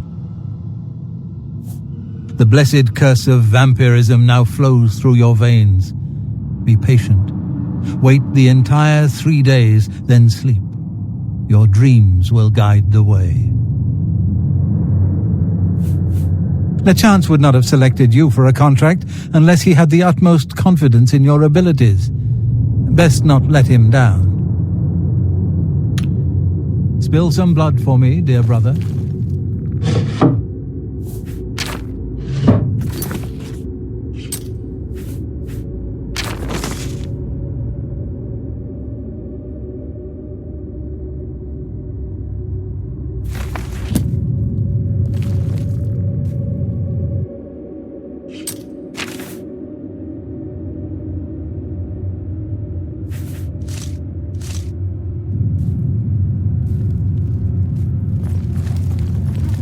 There you are.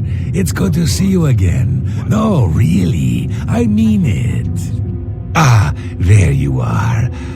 Look, I've been thinking and, well, I guess I just want to say I'm sorry for the way I've treated you in the past.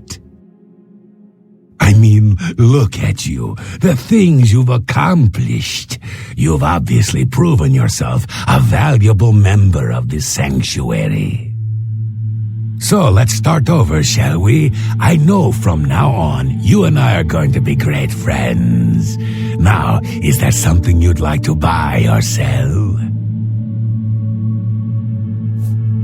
Oh, a secret assignment, you say? Come on, can't you give your old pal Mirajdar a hint? Who do you have to kill? Anyone I know?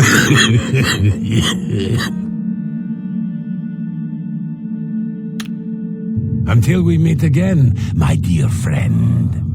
You must mean the orphan. The children actually tried to defend themselves.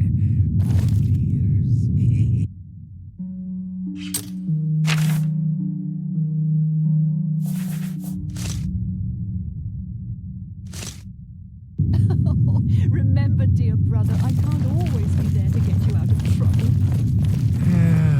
Well, I suppose I should get going. So many contracts. So little.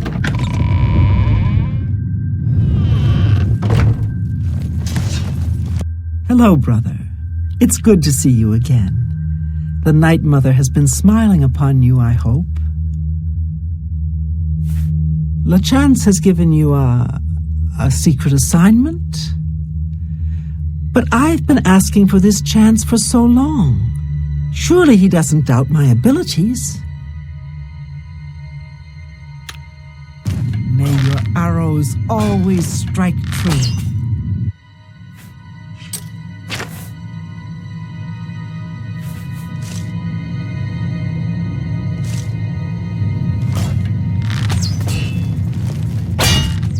I know what you're thinking. LeChance gave me a special assignment once. Had to go all the way to Somerset Isle for that one. Killed me about 30 elves. Ah, good times. Happy hunting, my brother.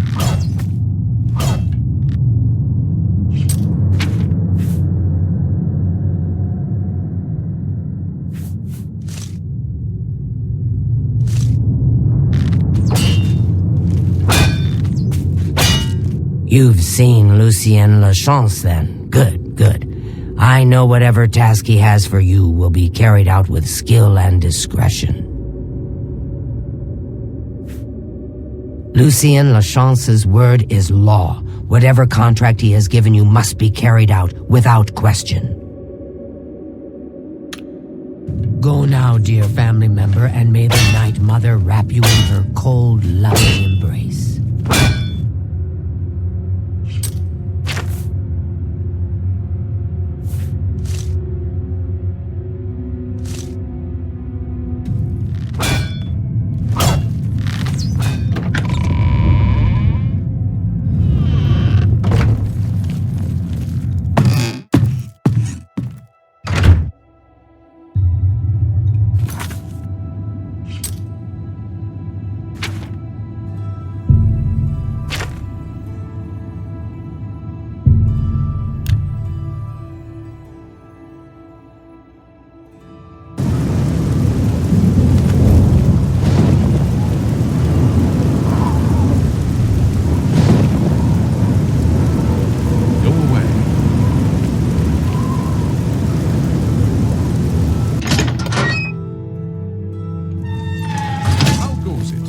What is it now?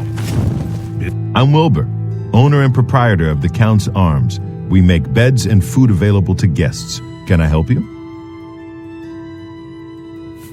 There's a wonderful room available. It's the best I have, and you can use it for the night for a mere 25 gold. Interested? Excellent. It's up the stairs there, and then directly across the hallway. Center room, wonderful view of the city. Sleep well. Stop talking.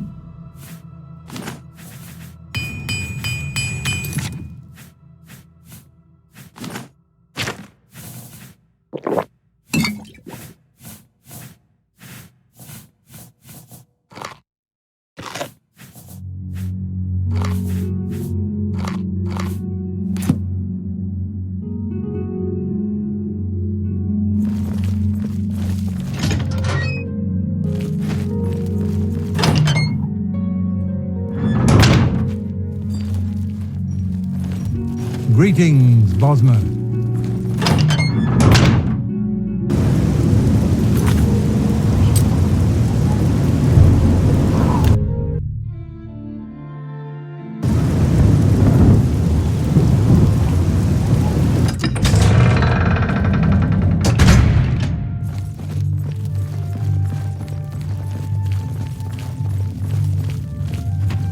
State your business.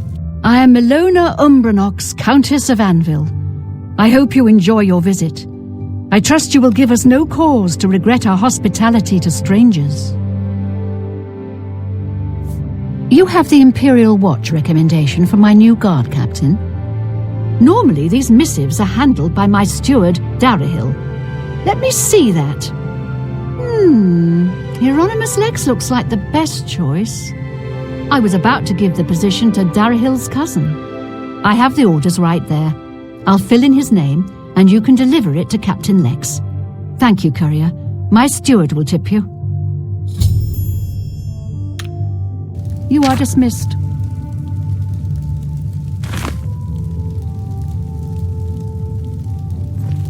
I'm Darahil, steward of Castle Anvil. We do things differently in Anvil, and the difference shows in the comfort and trust of its people. She wants me to tip you? You add insult to injury. You cost my cousin a chance at that job. Take your money and get out of my sight! You'll regret this.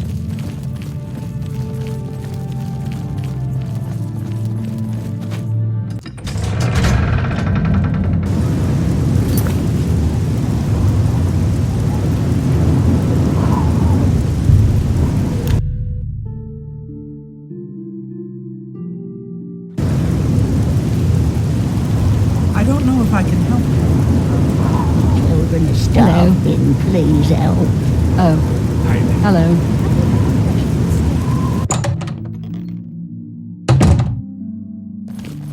Welcome to A Fighting Chance. I'm Rosan, proprietor. I sell the best swords in the city, and I offer advanced training for armorers. I can fix whatever you break.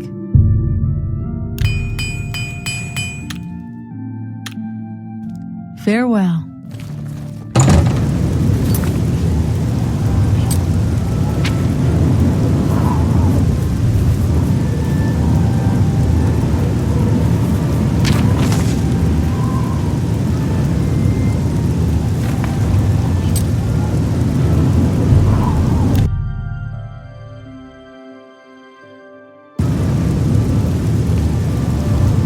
We're here to help.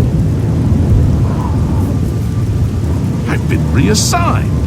This is outrageous. The Grey Fox had a hand in this. I know it. I am bound by duty and honor to obey this order. After all these years, it is finally won. Maybe fate will be kind and deliver him to me in Anvil. I'll leave at once for Anvil.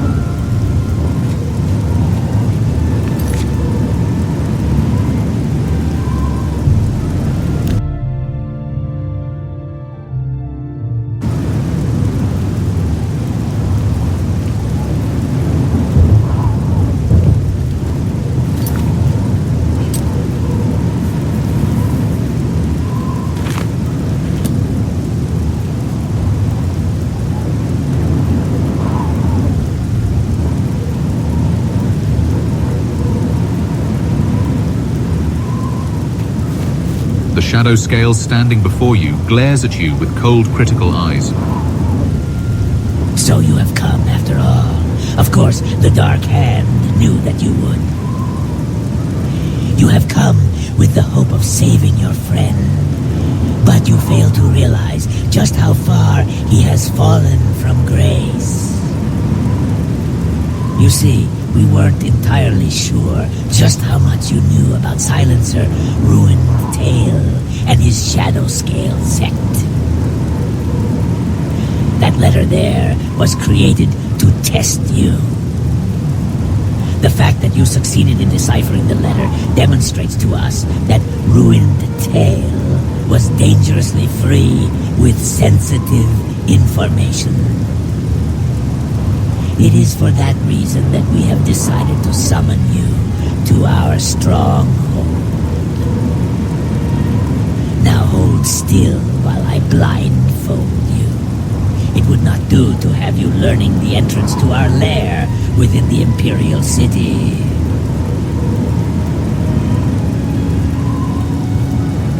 As I knew you would. Smells of death reaches up to bind a piece of heavy cloth across your eyes, and the universe goes black.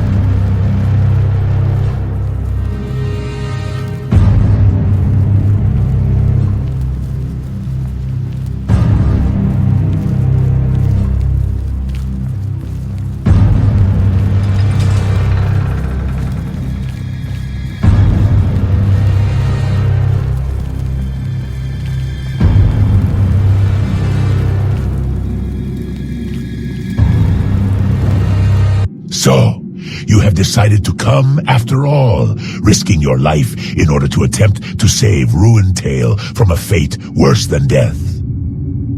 It is an age-old question, and one that I pose to you here and now. How does one weigh sentient life?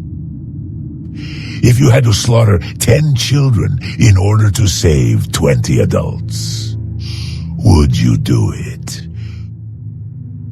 Would you spill innocent blood to save a greater number of beings? Foolishness. You would leave a greater number of people to die just because you refuse to weigh up the value of individual life. Do you know what I would do? I would slaughter them all, emotionlessly, heartlessly, and without a second thought. But it is clear to me that your path is not the logical one, for you are here, throwing away your own life for a slim chance to rescue your friend.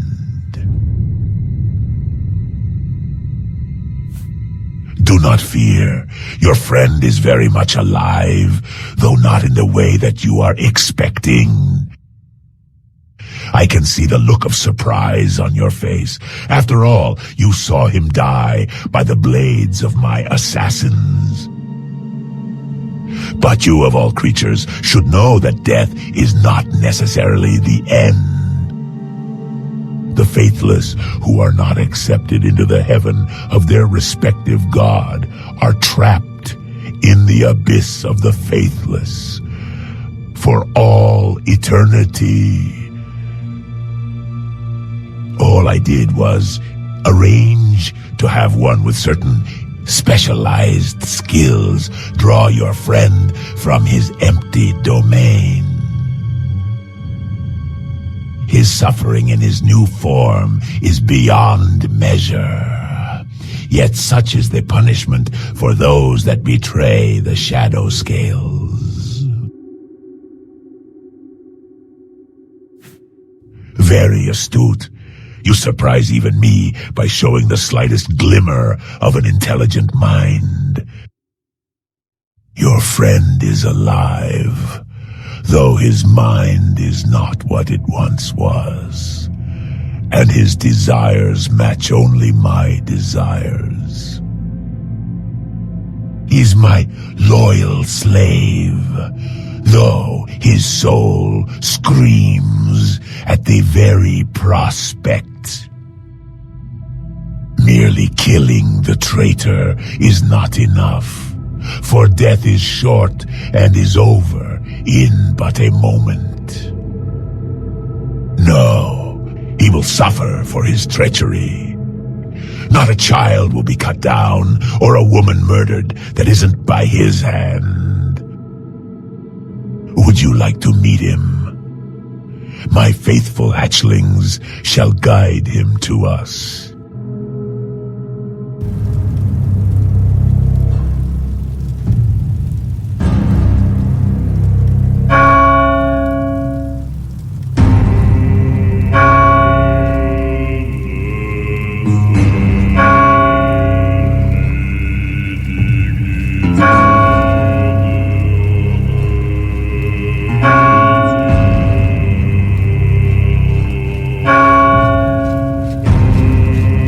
The darkness closes in on me, and I feel myself succumbing to its siren song. Stay with the light? I was once an agent of evil. I was its servant, its slave. But I turned my back on all of that. I abandoned the evil I had been raised to in favor of the light. It was not an easy road, as I recall, but one person understood and encouraged my ascent. This one person was my friend, my dearest companion, and was something more than that. It was... I think that it was you. Yes, I remember now. You were my protector, holding the keys to my heart and guiding my every action. Whenever I stumbled in the darkness, you ignited the torch that showed me a safe path to the other side. You were my everything. In Death's embrace was a fool to think that the taint of undeath would ever come between what we once were. We shall combat him together, my friend. We shall fight him and escape this place. Follow my lead, my friend. I have spent a lifetime following you. Just this once, I ask that you follow my tale.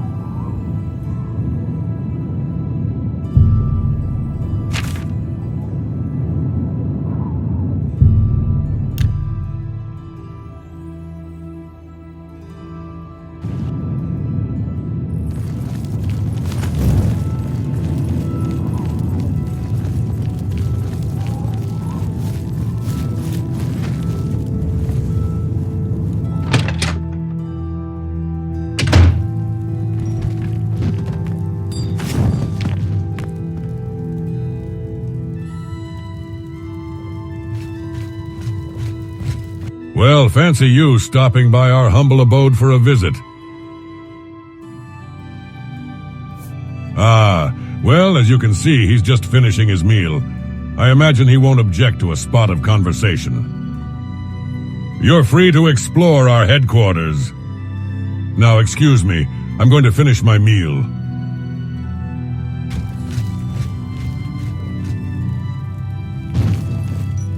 You'd best watch yourself, stranger.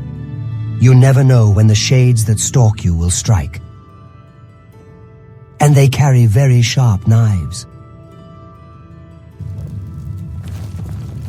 Midnight looks down on you, with eyes that see you but do not acknowledge your presence.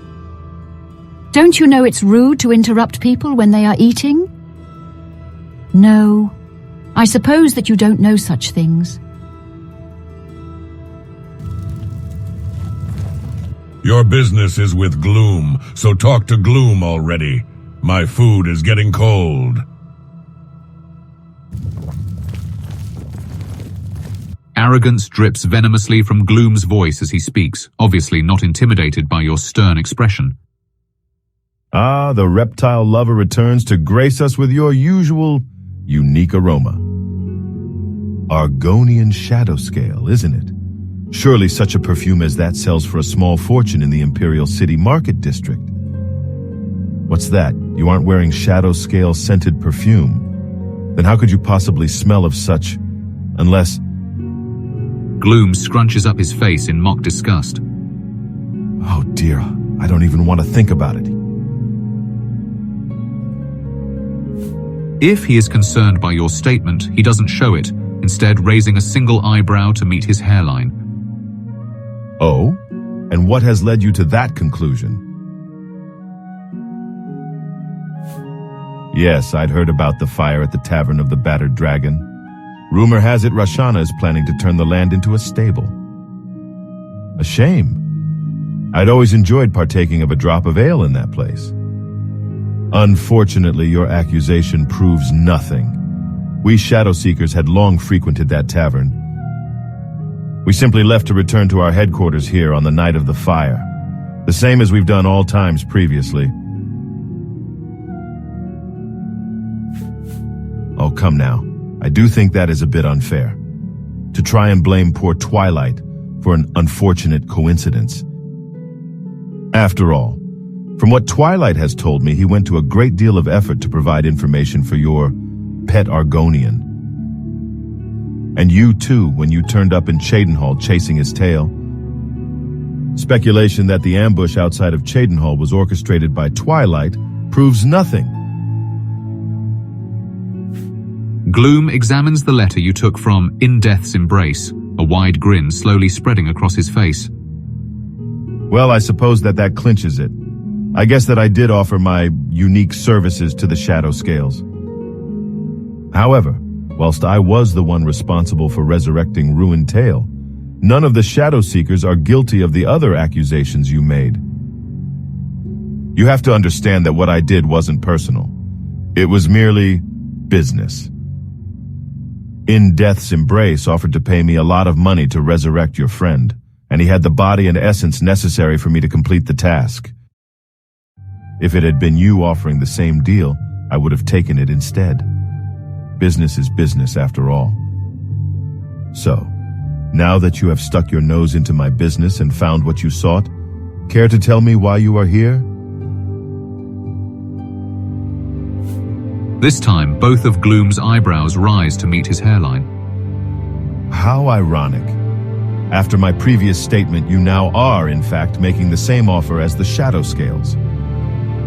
Well, I suspect that you don't have his physical form with you since, from all appearances, you aren't lugging an Argonian in your pack. That means we'd need a replacement vessel. Do you at least have something of his essence? So, that means we have 2 of the 3 articles we need to resurrect your pet lizard. We have the soul, which I can collect from the abyss of the Faithless, and we have the essence, taken from his heart. But we lack the replacement vessel, a new body for him to occupy since you don't have his with you. Not all bodies are appropriate. I would suggest that you find a male Argonian, and preferably a younger one.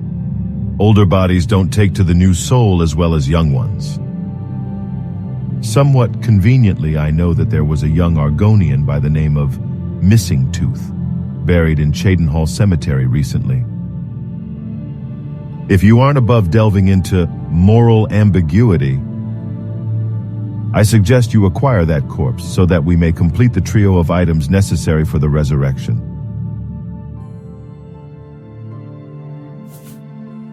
That is excellent news. Since I'm in a charitable mood, I'll even give you a shovel with which to do the digging. Here you go. The necromancer passes you a well-used shovel, rubbing his hands together in eager anticipation. Provided you can acquire the body, it won't cost you anything. Don't look so surprised. I'm willing to do it for free for 2 reasons. First of all, I enjoy my work, else I wouldn't do it. The opportunity to call forth another soul from the abyss is always a great deal of fun. Secondly, there is something deliciously satisfying about seeing one such as you stoop to grave robbing. I will readily take my payment from seeing you abandon morals and principle in favor of saving your friend. Such is the type of creature that I am. I'll be here waiting. Don't take too long. The more you let Missing Tooth's body decompose, the more difficult it will be to resurrect your departed friend.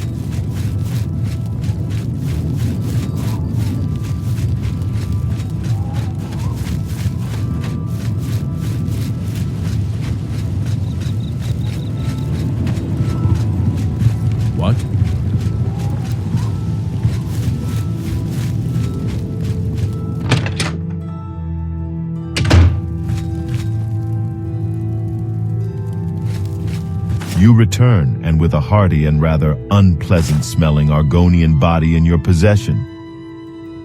I'm very impressed. I never would have thought you'd stoop to grave robbing, to defiling the sanctity of the dead to further your own cause. All right then, give me the body. Follow me into the basement. I have a little chamber there in which I like to dabble in the art of death.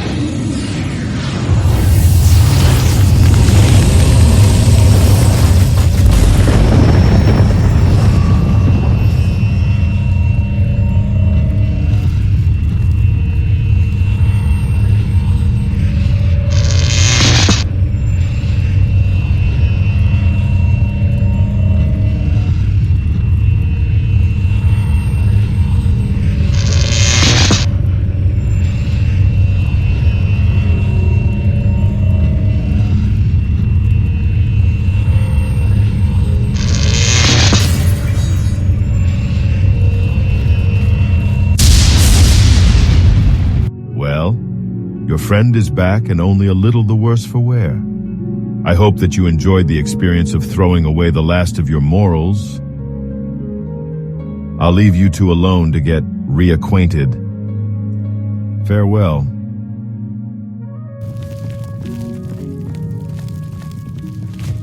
Ruin, now occupying the body that once belonged to Missing Tooth, opens his eyes and looks around in wonderment. What? It is you.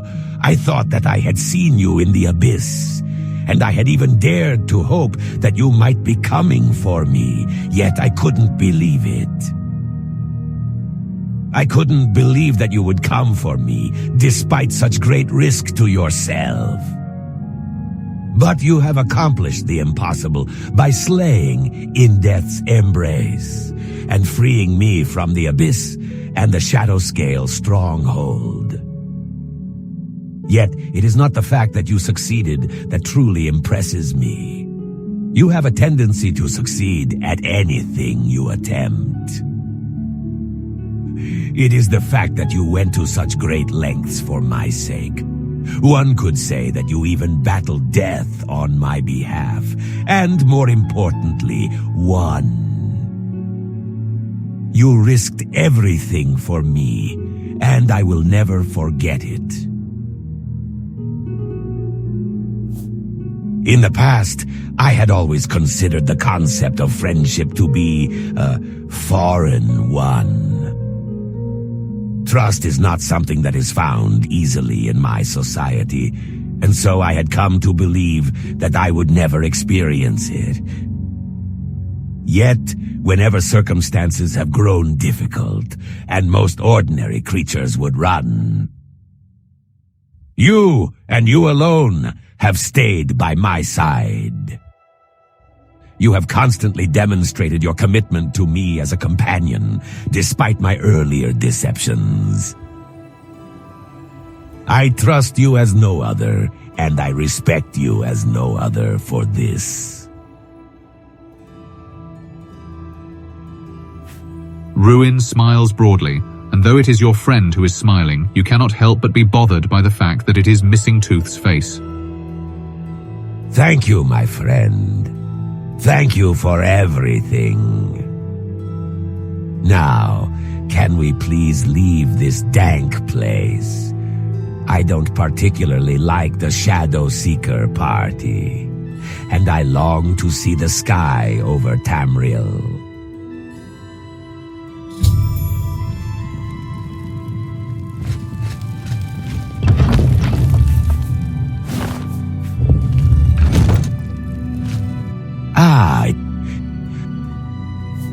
You want to see my equipment? Very well.